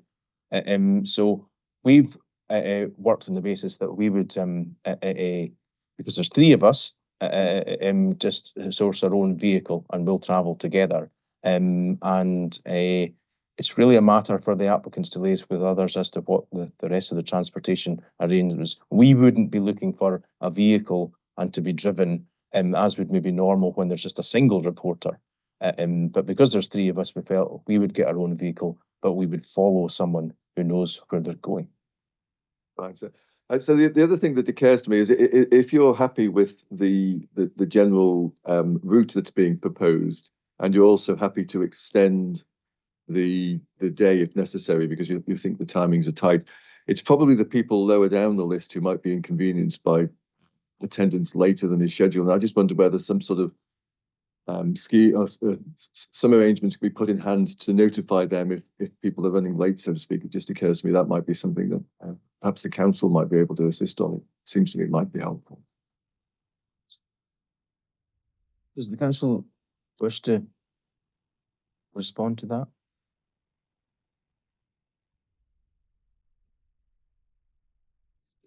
Sorry, as I said earlier, our landscape witness is not here today and hasn't got back on the list. If there are any further comments, the council would get back by email. Okay. Normally, we would anticipate that unless the applicants make arrangements with the council, that the applicants would take the lead on these matters. So we'll leave it to the three applicants to try and resolve that and provide us with an update on the arrangements. I think Mr. Campbell had mentioned perhaps by Tuesday next week, we'll be able to capture that in our note, taking on board what you've heard today. The final matter on those site visits is that in order that we as the reporters can undertake these visits, we would be asking for 3 paper copies of all the visualizations that have been provided as additional information for the purposes of the inquiry. It would be helpful if there was 3 packs provided and it was in the order of the properties that we were going to follow, that we're going to visit. That would be useful. It might not be practical, but if we can ask for 3 copies to be made and submitted to our office maybe 14 days before the site visit, and that will allow us to have the information in front of us on the day rather than carrying our laptops around. So that would be useful. The applicant's okay with that request? Sounds like it. Yes, sir. Yeah. Yeah. It's back to me now. Just the final item relates to the visits to Dobbingston Farm regarding the private water supply, which is scheduled for the 5th of June. And I know there's an email that came to us, I think we just received it this morning, providing some details, but just if the council could provide just an update to all parties on the arrangements for this particular site visit. Mr. Armstrong. Yes, sir. An itinerary or draft itinerary was sent out. I think it was actually yesterday. It was sent out, and the council can also provide a map in relation to that. I think it's relatively self-explanatory. The route and that the council are proposing in relation to that site visit. We're obviously happy to take on board comments from any other parties in relation to that route and where we're proposing to visit. Okay, that's good. If any other parties have any comments on that particular moment? Okay, sorry, yes. Yeah. Just to say that we, our consultant has come back. As I read it, I don't think it's anything, any particular objection. It was just a few clarifications in terms of what was meant by the viewpoint and so on. And as Mr. Armstrong has indicated, a map would be probably quite useful in terms of reviewing in a bit more detail and returning any comments on the draft. Okay, that's fine. I think we can sort of refine those visits as with the other ones as we progress matters. Now we've come to the point where we're going to have this break, but Mr. Innes, I think, wanted to pick up a point. I'm not seeing him on screen, so hopefully he's appearing now. So do you want to pick up the point that you had wanted to raise earlier? Yes, it was probably really under item 5 of the agenda where we were talking about the inquiry and hearing sessions update. And I just wanted to flag one matter in relation to the legal and policy framework, which is currently set down for the 1st of June 2023. In terms of topics, one of the matters is going to be the Galloway and South Ayrshire biosphere. And it was just to say that we, having read the various submissions that have been made by the biosphere, we'll be making a fairly substantive response to that in terms of our hearing statement to that particular session. And we do think that the biosphere will need some time to review because we want to look at the context for the designation, the relevant policy and context, and it will be relatively substantive. And we just wanted to make that point, and I don't want to go into the merits of those matters now, but to say that we think it will be a reasonably substantive, and it will be a substantive, should be a really substantive topic hearing at that matter. And obviously, in light of that, we certainly think keeping some further date in June is sensible, given the number of parties that are going to be participating in the legal and policy session. And the fact that, as I say, we feel that that will be a fairly substantive. So I'm not suggesting there should be any alteration to the timetable, but just to make you aware that that's a topic matter that we are going to give fairly substantive material to.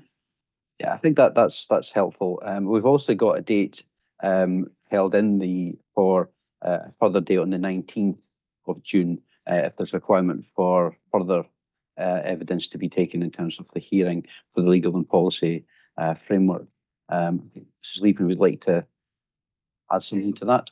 Just wanted for timetabling, because I know we're all hopefully going to be going and discussing that shortly, that there, can't remember whether there were availability issues on the 2nd of June.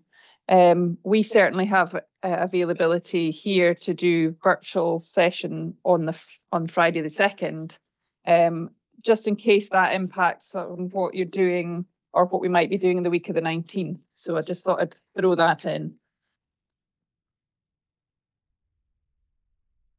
Okay, what I think is it okay, Mr. Innes, with that? Yeah, Mr. Bray.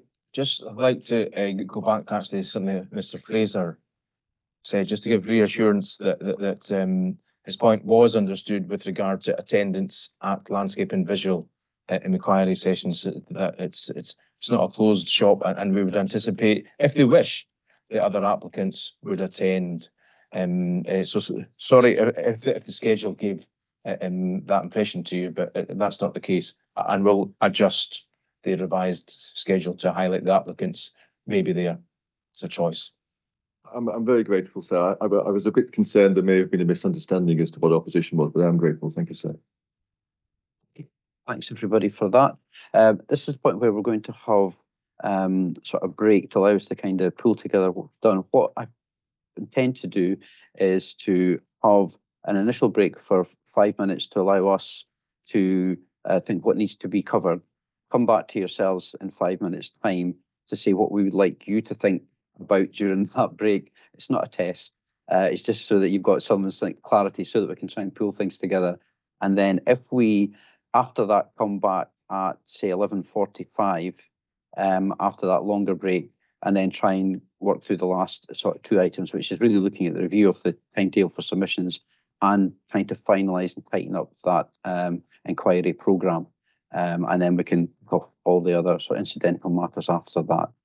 So if parties are happy to give us 5 minutes just now, just to kind of gather what we've discussed, and then we'll come back at, say, 11:25 to you just to request what we'd like you to consider from that, and then we will have the break, the longer break, to consider matters. Is everybody okay with that? Okay, that's great. Thank you all very much for your patience.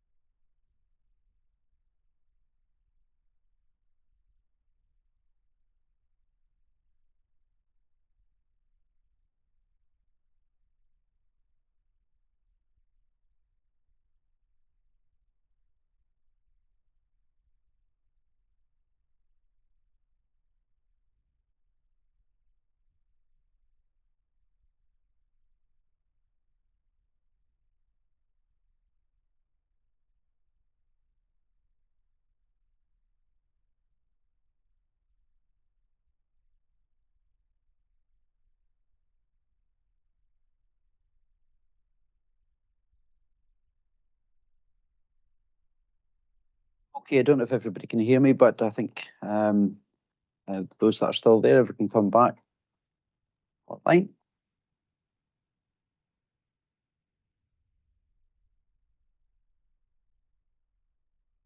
Okay, I think we've got everybody there. Given the discussion we've had earlier, there are a few things that we would like you to try and consider through this kind of break that we're going to have.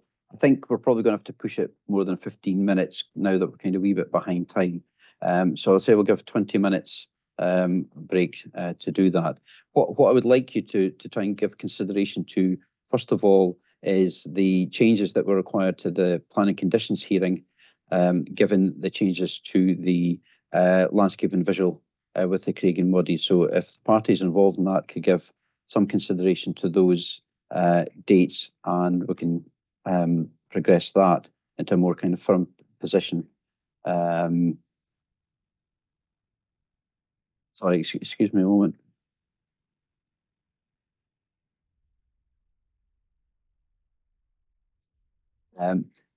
What we did indicate was the conditions could move to the 23rd. So I think if we look at that as the possible date for the revised conditions date, and to then work in landscape and visual prior to that. The second matter for consideration is looking at the aviation inquiry session and trying to establish what we consider would be an appropriate backup date, maybe 2 dates in July if they're required for that virtual session to take place. So if we can, I know that I think Craiginmoddie had already indicated that they weren't available. So probably we're looking at after the 23rd of July, according to my notes. So if some consideration could be given to that. And for Carrick, looking at a proposed date for a hearing, if required, on peat, we would be suggesting is, given the tightness of everything that's going on, trying to utilise the 19th of June, which is the overflow for the policy framework, but maybe using half a day of that day for a virtual hearing on peat if required, just as a backup date. So if we can leave that to you have to think about to pick that point up. And finally, in terms of noise, really looking at potential backup dates if these are required, if things change, looking at any backup dates that were considered necessary for that in July and August. I don't know if Mr. Bridge wants to add anything just in on that.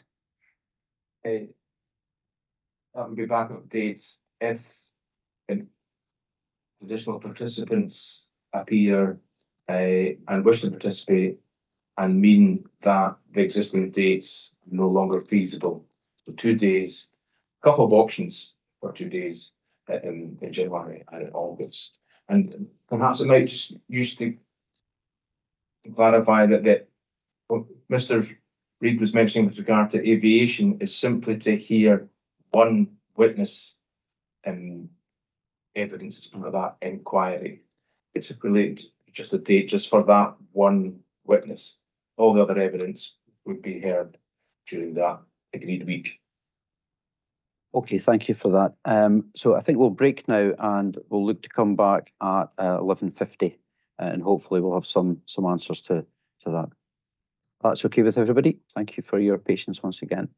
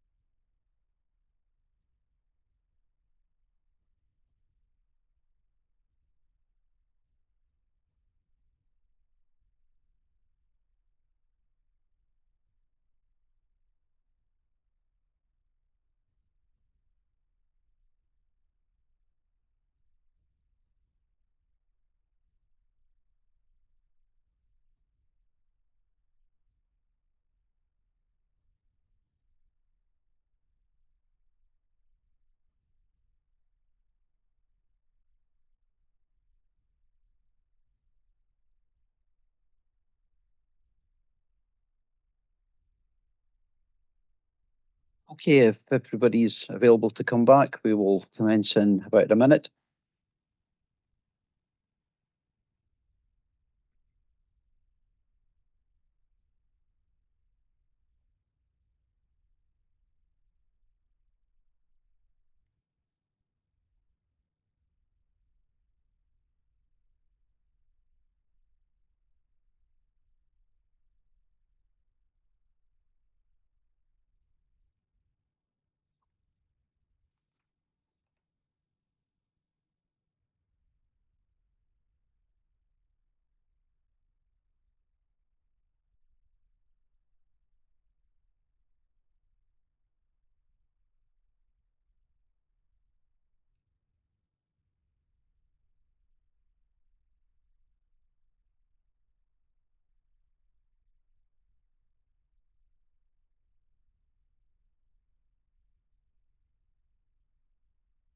We'll just get a few more seconds for everybody else to come back. Hopefully they are coming back.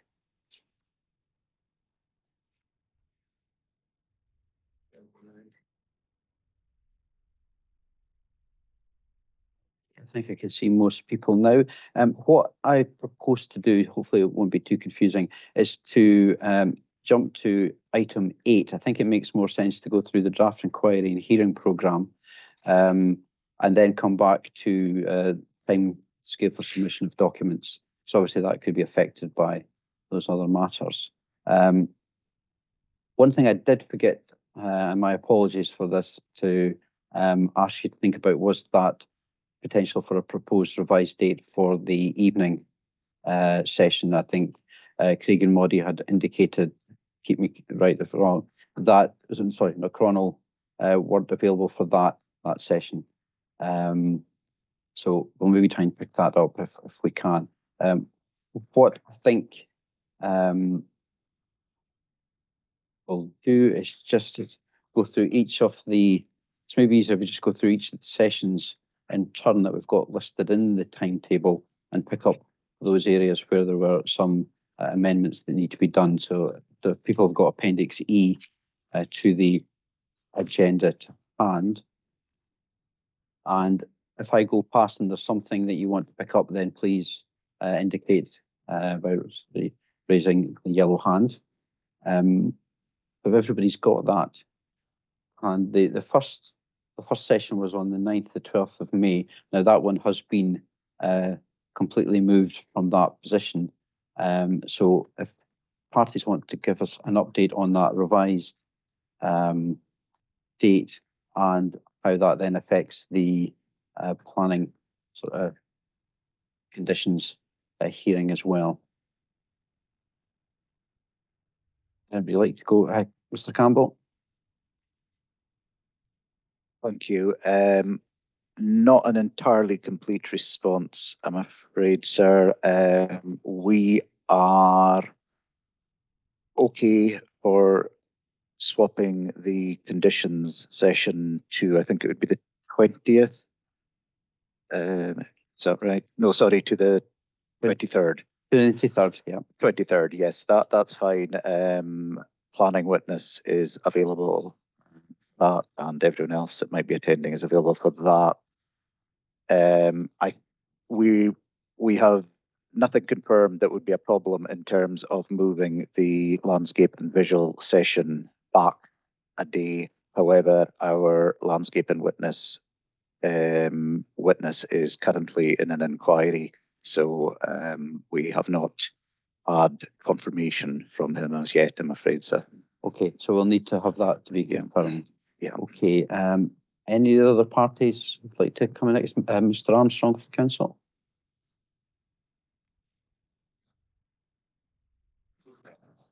So just to confirm that for that week of the 20th onwards of June, the council's planning witnesses and landscape witnesses are available all of that week. And so we're completely flexible as far as that week's concerned as to where the various hearings and inquiry sessions, when they take place. Okay, thank you for that. Any of the other parties not available, Mr. Innes? Just to say we are available for the condition session on the 23rd. Okay, just keeping on going round. Anybody have any problems with those revised dates? So we are good to go for the 20th to the 22nd for the landscape and visual, on the proviso that the witnesses are available, and the planning conditions hearing, everybody's available on the 23rd for that, so that one can be held on that date. Okay, I'm not seeing any hands. Okay, so that's fine. Moving on to the next matter that was up for question for the noise and shadow flicker, with keeping the dates as they are, but we had asked for the proviso of potential for revised dates. Appreciate that's sometime further ahead, but is there any feedback on those potential for those particular 2 dates that we're looking at, or backups? Mr. Fraser. Thank you, sir. Can I just check? I have assumed your intention is to move both noise and shadow flicker back, because obviously there are separate witnesses. The reason I raise that is if both are being moved back, it constrains even further what dates we have available, I'm afraid, because there's the sort of mixing and matching between different people. If both are being moved back, then, so I think if I've got things right, we could do Tuesday the 4th of July to the end of that week. That's during that period of time. That's 4 days. I think we can do between the 19th and the 21st of July. But then it becomes quite constrained in August. I don't think we can do much at all in August, I'm afraid. So looking at the dates, I've just been given some further information. Can I just check? Yeah, surely. And I'll come back to you in a minute. Okay, I'll see if somebody else wants to take the mic. Mr. Campbell. Mr. Campbell. Yes, we've been advised by our noise witness on the basis of dates which are not possible, are the 10th and 25th of July, 31st to the 4th of August, and then the 11th to the 21st of August. But he has availability other than that. Okay, thank you for that. Mr. Fraser, are you coming back to us?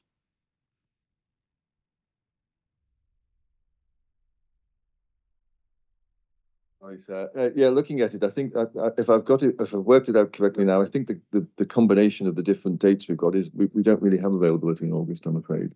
Okay. I think if you retained the shadow flicker, then I think if shadow flicker were not pushed back, I think we could do the week commencing the 21st of August, but not if that includes shadow flicker. Okay, thank you for that. Mr. Grosvenor? We're quite happy for the first and second week of July, not in August, but I'm concerned. I mean, it's a bit confusing that noise and shadow flicker should be put together, but we're only interested in noise and certainly not shadow flicker. Okay, we can take note of that. So that's just the first 2 weeks in July that you're available, but not the latter 2 or August. Well, we'll be fairly flexible with August, but the problem we've got now is that obviously our main professional witnesses, one's in Portugal and one's in Australia, so we would have to refer back to them. We can't do it now. No, I appreciate that. It's a rapid fire question for short notice. Yeah, but our preferred option, I understand, will be during the first 2 weeks of July, if that's sufficient. Okay. Anybody else? Any questions? I think it's going to be difficult to pin down a date today, I think, on this. So, Mr. Braid, would you like to? I think Mr. Grosvenor indicated that saves Straighten for Scotland will not be presenting any evidence on shadow flicker at the hearing. Did I hear you correctly? I'm only speaking to noise. I'm not speaking to shadow flicker. That's a separate matter for Save Straighten to deal with. We're not involved. I and my team, Susan Crossway, are not involved in the shadow flicker. So it was just a question of why shadow flicker and noise seem to be put together. That was all. Ms. Heggs, can you confirm in any hearing statement would say that Straighten for Scotland be putting forward evidence on shadow flicker? Mr. Reid, I would confirm that we are not putting anything forward on shadow flicker. Just checking the parties. I think Daily Community Council indicated that there's actually a party to that hearing.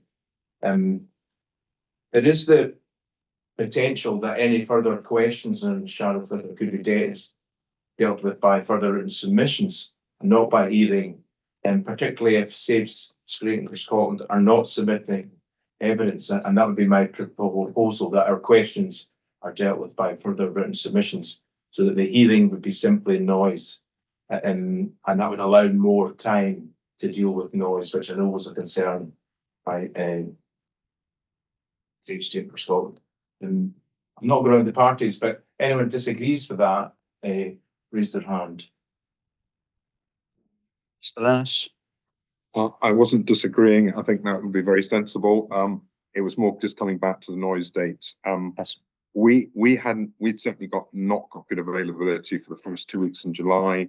We've got some availability of the week of the 17th, possibly, and the week of the 24th, and probably the first week in August. Thereafter, it becomes very challenging in August, and we'd really have to check dates. But we do know there's weeks in August where we certainly would have no availability. So it's looking more the end of July would be easier, but beginning of August, but thereafter quite challenging. Okay, right. I think that's okay, Mrs. Leaven. Can I just double check, because I think there seems, sorry, I'm finding this the hearing's not very good. There does seem to be some sort of coalescence around perhaps the week of the 17th of July, or certainly from the 19th of July to the 21st. I just wanted to clarify with Mr. Grosvenor whether that was suitable or with other members of Save Straighten for Scotland, because perhaps we could get some agreement around that just now.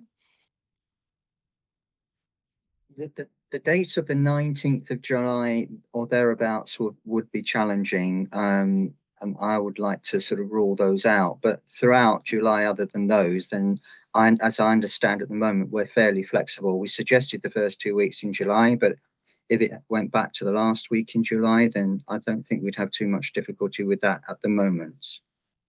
Okay, thank you. Mr. Campbell. Sorry, it was just to reiterate that we have a problem with the 14th to the 23rd of July in terms of Mr. Hardy being unavailable on those dates. So I think that somewhat cuts across what was just mentioned in terms of availability. So just looking at the dates together, it looks like it would be either the start of July or after the 25th of July to the end of the month. It looks as though where availability would lie in those areas from our point of view. Okay, thank you. Mr. Fraser? So, just to reiterate, we cannot do after the 21st of July, effectively until the 21st of August. And I have to say I'm a little concerned. We're not a party that's causing any matter being pushed back, so I am concerned that we are able to accommodate our availability. I think we've I don't know if I've narrowed it down or whether we've just resulted in sort of having sort of no fixed dates. I'm not sure I think we'll need to reflect on the dates that have been put forward, and I think we will come back to parties once we've had a chance to look at that. Obviously, these are backup dates. If the flicker is no longer part of the hearing, then that obviously gives them more time in that session to hear noise. But I think we'll need to take what you're giving us away and have a look at that in a bit more detail. So I think we'll leave the noise and shadow flicker there. I'm just looking at my colleagues if there's anything else to add in. No, on that one. Okay. Mr. Campbell, sorry. You're still on mute. Thank you. Just to go back to the landscape and visual, we have now heard from our landscape and visual witness, and I'm afraid he is pending another inquiry. He has a hearing on the 20th, so he would not be able to attend on the 20th of June. Right. So that then, yes, that kind of throws out our planning conditions, moving that to that date, and moving back. Okay, let's park that one there, because I think we'll need to maybe take another short break just to have a look at what other options are available. I apologise that this is kind of sort of going on, but it's obviously quite complicated to try and juggle all the different parties together. But I would like to try and get as much decided today as is possible. Okay. The other matter was the date of the evening hearing, which I appreciate that's been kind of put to you at very short notice, which was to move it from the 5th to the 6th. Is there any kind of immediate reactions to change of that date for the evening hearing, moving it from the 5th of June to the 6th of June? Does that immediately rule out anybody at this stage? So we can move that as a provisional change. We'll just need to confirm again that a venue is available for that, but we'd be proposing to shift it to the 6th and keeping it as per the procedure note and everything else on that date. Okay, I'm not seeing any hands going up, so we'll move that one forward on that basis.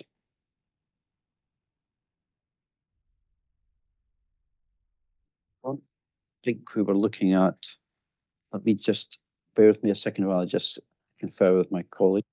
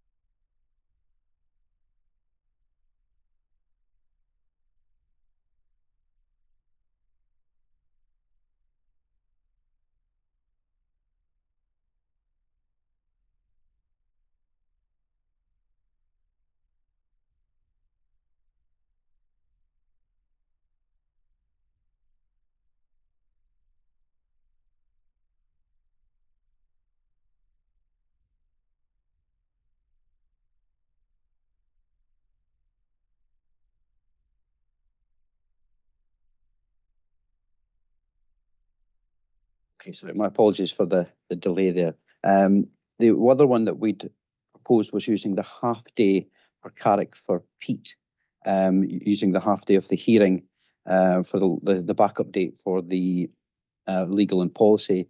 Mr. Innes, is that that works enough? Yes, it does. Thank you very much.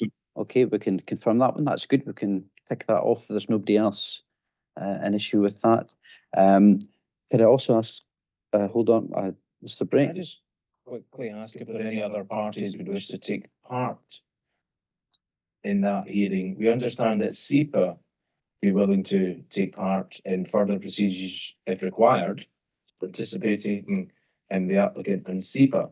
But is there any other party that would wish to be part of that? I'm not anticipating that, but I think it's fair to open it up to any hands appealing. No. Okay, thank you, Mr. League. Okay. Moving on to the aviation session, Mr. Brown, I just wonder whether you could confirm whether there's a date in July that you would propose for that virtual hearing, just for that one, obviously just for the one witness as a virtual hearing in July. Yes, well, first of all, sir, if I could say that the airport is grateful for the understanding which has been shown in relation to Miss Kilpatrick's availability. Miss Kilpatrick's available on all days between the 17th and 28th of July for her evidence, but I'm conscious that Mr. Campbell indicated Mr. Hardy has a difficulty until the 23rd, and I'm not sure whether Mr. Campbell's able to, and indeed Mr. Innes are able to update on whether both would be available from the 24th of July onward. Mr. Campbell? Yes, we have spoken with our witnesses on the 25th, the 28th of July would be fine for us in terms of a backstop virtual session if required. Okay, and Mr. Innes? Yes, we're in the same position, would be available then. Okay, so shall we go for a date now and just pick 25th or the 26th? I'm just checking with my colleagues first. If you bear with me just a second.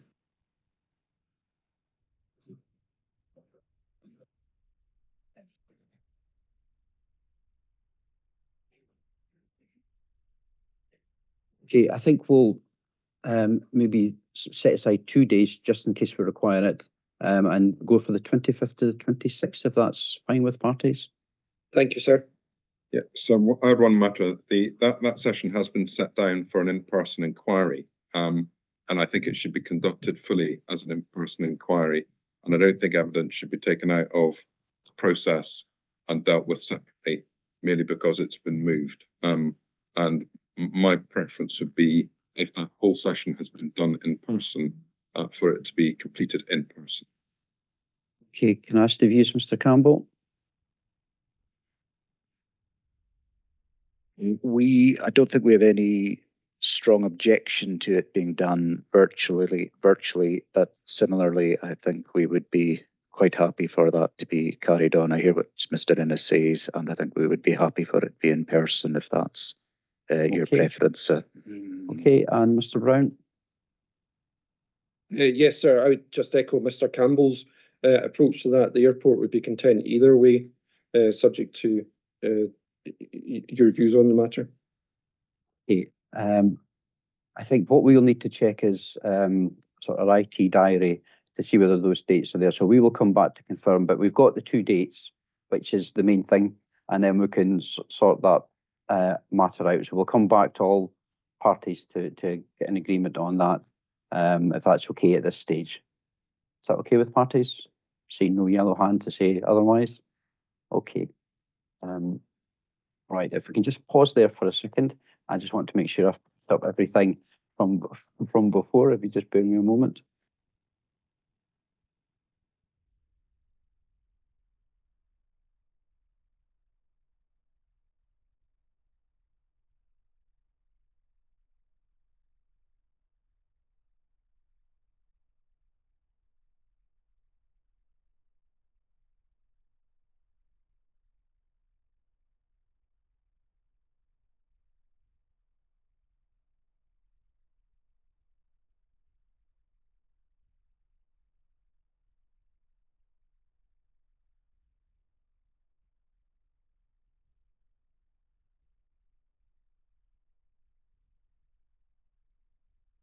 Okay, sorry for that slight pause. Just trying to make sure we picked up everything because there's quite a few things all rattling around at once.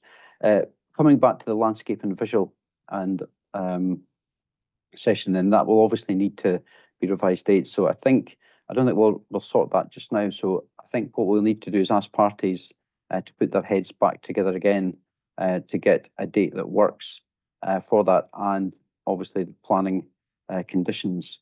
We can perhaps leave where it originally was and see where that goes, but that maybe we'll have to take that and try and sort that out early next week. Mr. Armstrong. So there was one other option which I think was discussed, and that was moving the further date, if required, for the legal and policy framework on the 19th of June back to the 2nd of June, and certainly all the council's witnesses would be available if that decision was taken. I suppose it depends on the extent on Mr. Campbell's landscape witness, whether the witness isn't available on the, he said that the witness wasn't available on the 20th, whether the witness would be available on the 19th. And finally on that, the one issue in relation to that would be if the legal and policy framework was moved to the 2nd of June, as far as the landscape element of that was concerned, if at all possible, if that could be dealt with on the 1st of June rather than the 2nd of June. Otherwise, witnesses would be available for that change, but I suppose it's up to Mr. Campbell whether his witness is available or not. Okay, I think that's what we need to pick up. So I think if we can, I think what we will do is email out to the relevant parties and see what options there are to try and get this revised, and because this is the final one, I think, really to fix down. So if we can try and get that done as quickly as possible over the start of next week, and it'll allow you to, because what I don't want is to try and set dates now and then something else triggers another date that we'll have to go and change it again. So maybe just take the chance to have the weekend to think over that, try and sort things out and come back to some of the options now that the other ones are kind of more or less fixed in place. Are parties happy with that at this stage? I'm not seeing any yellow hands. Okay, that's fine. Just bear with me a second while I just double.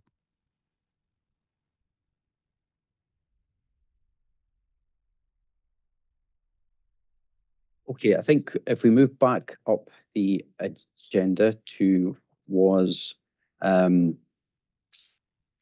item 7,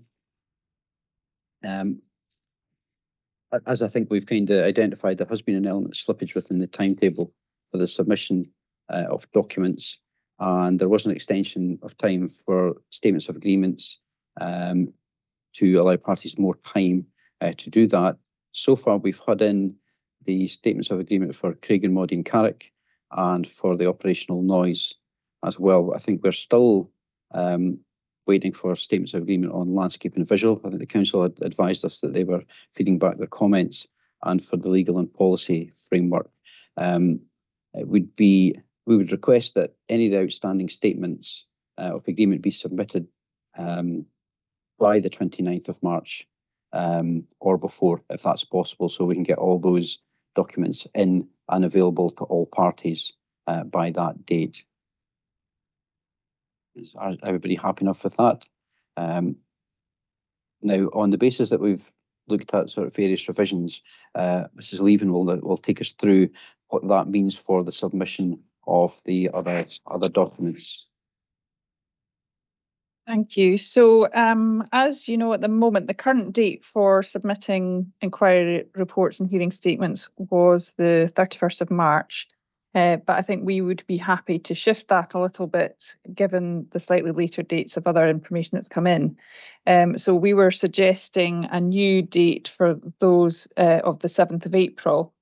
Now, that would cover all the main inquiry reports and hearing statements. Obviously, we've had a discussion this morning about noise, and it would obviously be for the applicant at Craiginmoddie to submit their hearing statement earlier than the 7th of April if it was available, but that would be the main date. And then for that one only, for noise only, we would obviously agree to extend the hearing date submissions for those other parties, so the other two applicants and Save Straighten for Scotland, to the 17th of April. That would make sense. But in all other cases, the inquiry report submission date and hearing statement submission date would be the 7th of April, with the exception of the 12th of May being the date for the aviation safety statements, or sorry, inquiry reports, now that we are agreed that we are moving forward on the 26th of June for that aviation safety session.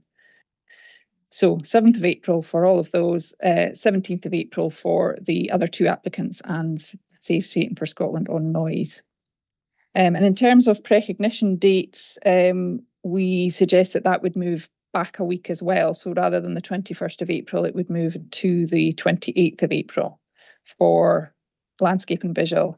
And then for aviation safety, I think that could move to the 26th of May, given that that one is a little bit later on in the programme. And then we would aim to, again, amend the date that we were going to issue the final inquiry timetable. I think that was down as the 25th of April, but I think we would move that until the 3rd of May. So by the beginning of May, we will have that final inquiry timetable issued. And then the date when we will issue all the agendas for the different hearings will be tied to the start date for each of those sessions. So that will all be set out in the note of this meeting. And just two other things to mention. The submission date for the core documents list, I think that at the moment is sitting at the 7th of April. I think we would move that until the 14th of April. So that would come just shortly after we get the main inquiry reports and hearing statements. So I think, yeah, that's the other thing I've mentioned, the inquiry timetable going out on the 3rd of May. Are there any questions about that? We'll obviously try and pin all of that down in the note because there's an awful lot of different dates, but any issues with that, Mr. Armstrong? Sorry, you're on mute. Thank you.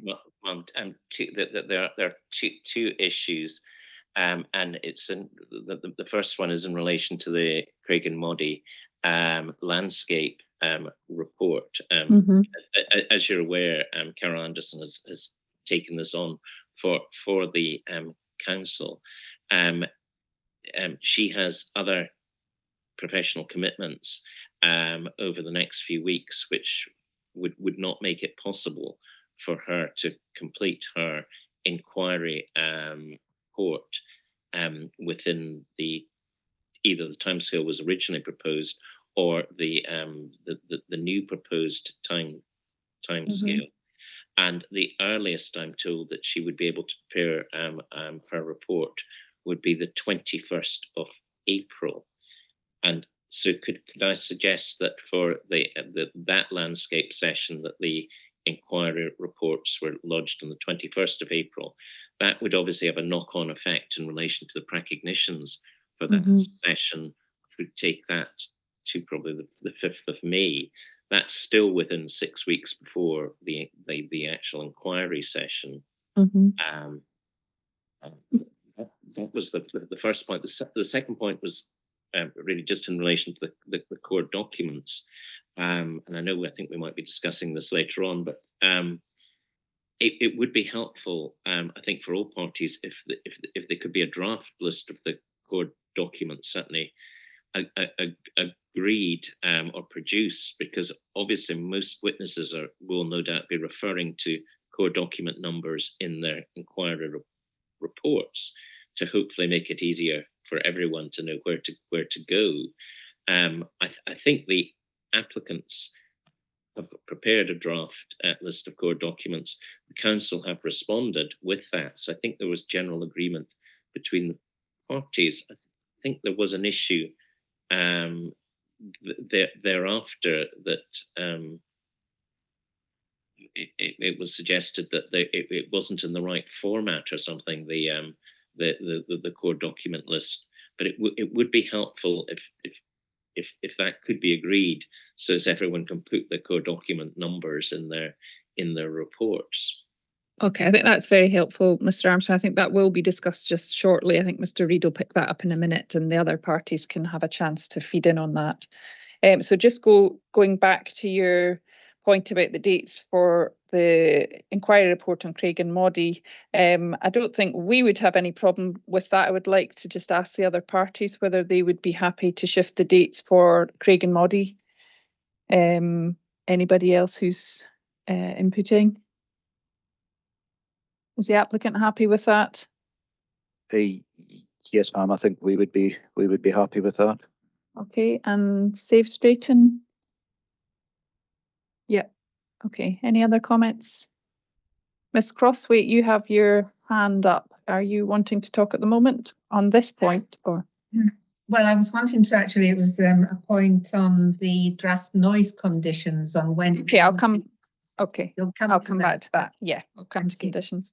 Okay, so it looks like we have agreement then that the 7th of April would be the main submission date, but for Craiginmoddie there would be a shift to the 21st of April for the hearings, for the inquiry report, and I think the 5th of May for the precognition. Yep. Okay, we'll record that. That's fine. Mr. Reid, do you want to pick up the conditions point? We'll come on to conditions in a bit. There's a couple of things still to pick up before we go. Okay, so just to pick up, there was some lack of clarity regarding the submission of documents for the inquiry sessions earlier in correspondence, but I would just like to confirm that there was an email issued on the 1st of March advising that parties are only required to submit inquiry reports and preconditions for the inquiry sessions. I think that's now clarified, but just to make sure, in case anybody wasn't sure, that no inquiry statements are required in this instance for any of the sessions. Also, in relation to hearing statements, where individual parties are not seeking to submit separate hearing statements for any of the hearing sessions and are relying on their original submissions made, this is fine. However, it should be clearly indicated to us that this is what you intend to do and within the agreed timescale for the submission of the documents, as we've just gone through. It should also be made clear what particular parts of the existing evidence, which include a paragraph number, page number, or letter, or part of a report, so that we've got clarity that we're actually paying attention to the right point that you wish to make and is being relied on in particular hearing sessions. So that's for those parties who are not going to be submitting additional hearing statements. If everybody's happy with that, we will move on to the next item, which is item 9, which is the planning conditions. And we can pick up Ms. Crosswaite's question in that I'm just waiting on, I've just missed a bit, my apologies, I'm going to skip back. There was an email sent out to parties seeking views on holding in-person sessions in suitable venues in Ayr due to limited availability of suitable accommodation in Maybole and Cross Hill. The response to that was overall agreement to this approach from the participants, although we do accept that no location will suit everyone and it does cover a large area. We also appreciate that some people will have to travel longer distances than others, but there should be sufficient parking and public transport options available to get to Ayr. The only exception to them being held in Ayr will be the evening session, which, as we've indicated earlier, will be in the Cross Hill Community Centre. And provisionally, we are looking to hold the in-person sessions in the Fairfield House Hotel in Ayr, which should have all the appropriate facilities that are required. So that's the provisional one. That will be confirmed when the note of the meeting goes out in due course. Now I think I can move on to planning conditions. There was a minor revision to the timescale for the draft set of conditions, which was agreed earlier on. And what I would like, if there's a representative of the applicants who are pulling these together, just to give us a brief update on the progress of the draft set of conditions. Once we've done that, Ms. Crosswaite's got a question, and we'll pick that up after that, if that's okay. Anybody like to take the lead on that from the applicants? Nope, I'm getting everybody staring at their shoes response. What we're looking at, we are, as I think was picked up the looking to push back the deadline for that draft set of conditions in line with what we've agreed above to the 7th of April to give a bit more time to get these refined and sorted. So I assume parties are happy enough to have that extra time for that. Okay, any questions on any of that conditions? I think Ms. Crosswhite, did you have a hand up earlier?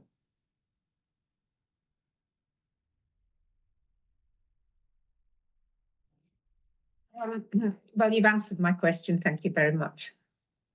Thank you very much indeed. Right, that's all we have on conditions. Let's move on to document management update.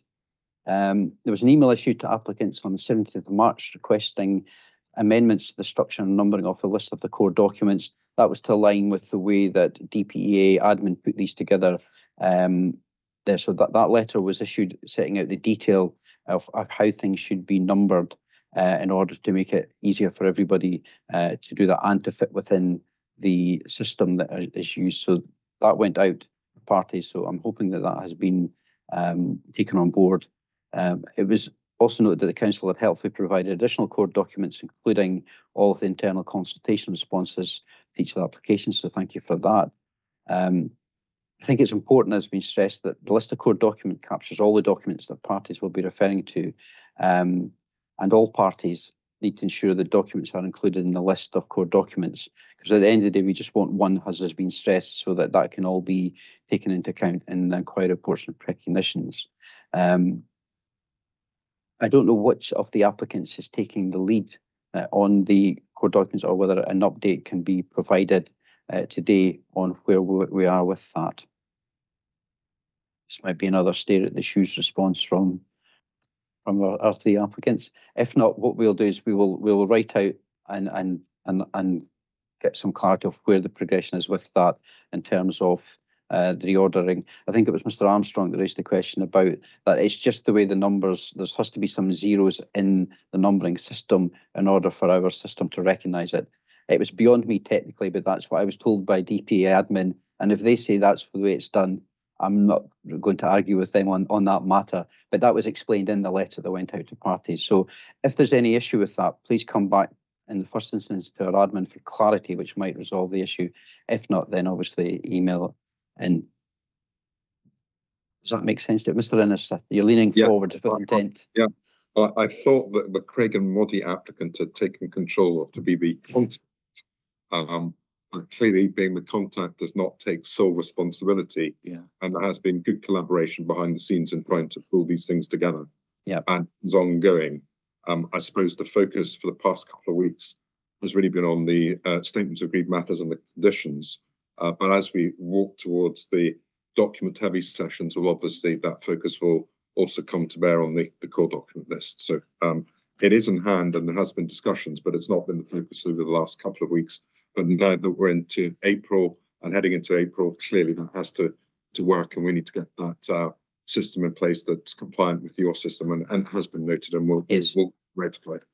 Okay, that's great. Sorry, Mr. Campbell. Yeah, I was just going to reflect that Knockcronal has been handling the core documents to date, is coming to ourselves, and I'm advised by someone sitting here who knows a lot more about these things that if there is an issue with the numbering, that can be, and I quote, easily resolved. So we shall be taking the core documents list forward from now on, and will be the point of contact for that. Okay, that's helpful. I think we will keep pushing to make sure that's done for the benefit, obviously, of everybody and the smooth running of the inquiry. But it's good to hear that that's now been given a priority. I'd like to make parties aware that all of the current documents that are on Objective Connect will be removed during the week commencing the 3rd of April 2023, and not to panic. That's in preparation for uploading of the documents to the core document list. And then all those documents will be available on the DPA website.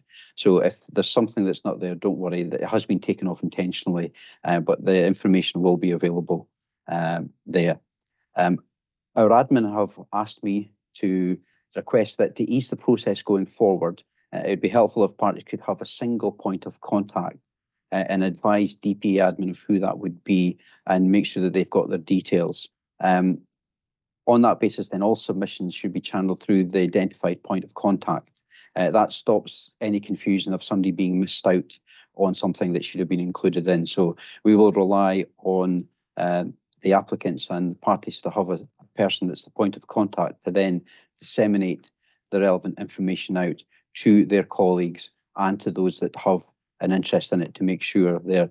But notwithstanding that, all of the information that comes in is uploaded within 2 or 3 days onto the website. So everything that is relevant should be there for people to do that. And I think if save straightening, if you have a person that's the point of contact, and you would be happy for that email address to be available to other parties, then if you could advise our admin people of who that person would be, and then they would make sure that everything went to them so that other people involved could then check back first with that point of contact to see whether that information has been received. Okay, moving on to item 11, if there's no questions, that's just other relevant matters. Just to make you aware, there's a revised format for inquiry reports to ministers, and that is now in place. What this revised format seeks to do is to provide a more proportionate approach to what is set out in the report. As a result, it's hoped that it will facilitate a more efficient process by enabling the reporter to focus directly on their conclusions and recommendations. It's also expected that this will assist in shortening reporting timescales. So key to this process is the provision of summary of cases by all parties, which will be included as the appendices to the report. Now, before I go on to summary of cases, I'm going to pause because I've seen 2 hands go up. So before I go through that and then come back again, I think Mr. Fraser's hand was up first, so we'll go there first if that's okay. Thank you, sir. It was just a small matter on documents which I was asked to raise with you by my instructing solicitor. You've already indicated, I think, that you will want hard copies of the relevant visualizations for your site visits. And it's just a question as to whether there are any other hard copy document requests that you have, or are you happy with everything else electronically? We are happy with everything else electronically, and the only thing we required was generally when we're going out on site to have the paper copies. So that site visit ones, we've received the cumulative ones that were requested in paper copies, so that they have been received, and thanks for doing that. But yes, at this point in time, and I can't foresee any other requirements for paper copies. That's helpful, thank you. Mr. Brown. Thank you, sir. It's a fairly minor point, but part of the airport's evidence includes an electronic presentation. And I was wondering, sir, if you're content for my agents to liaise with the DPEA's IT department about the best means for lodging that. Yes, I think the simple answer is yes. Speak to them first, and then if there's any issues, we can then pick those up as we go along. Yes, sir. And the other point just to flag is that the airport will probably bring an operator to operate the technology during the presentation. Okay, I think we'll need to, we can discuss the logistics of that in due course, but thanks for highlighting that. And if that can be raised sooner rather than later, so our own IT can actually see if there's any implications for ourselves with how we connect with that. Yes, we'll do that, sir. Thank you. Okay, thank you very much.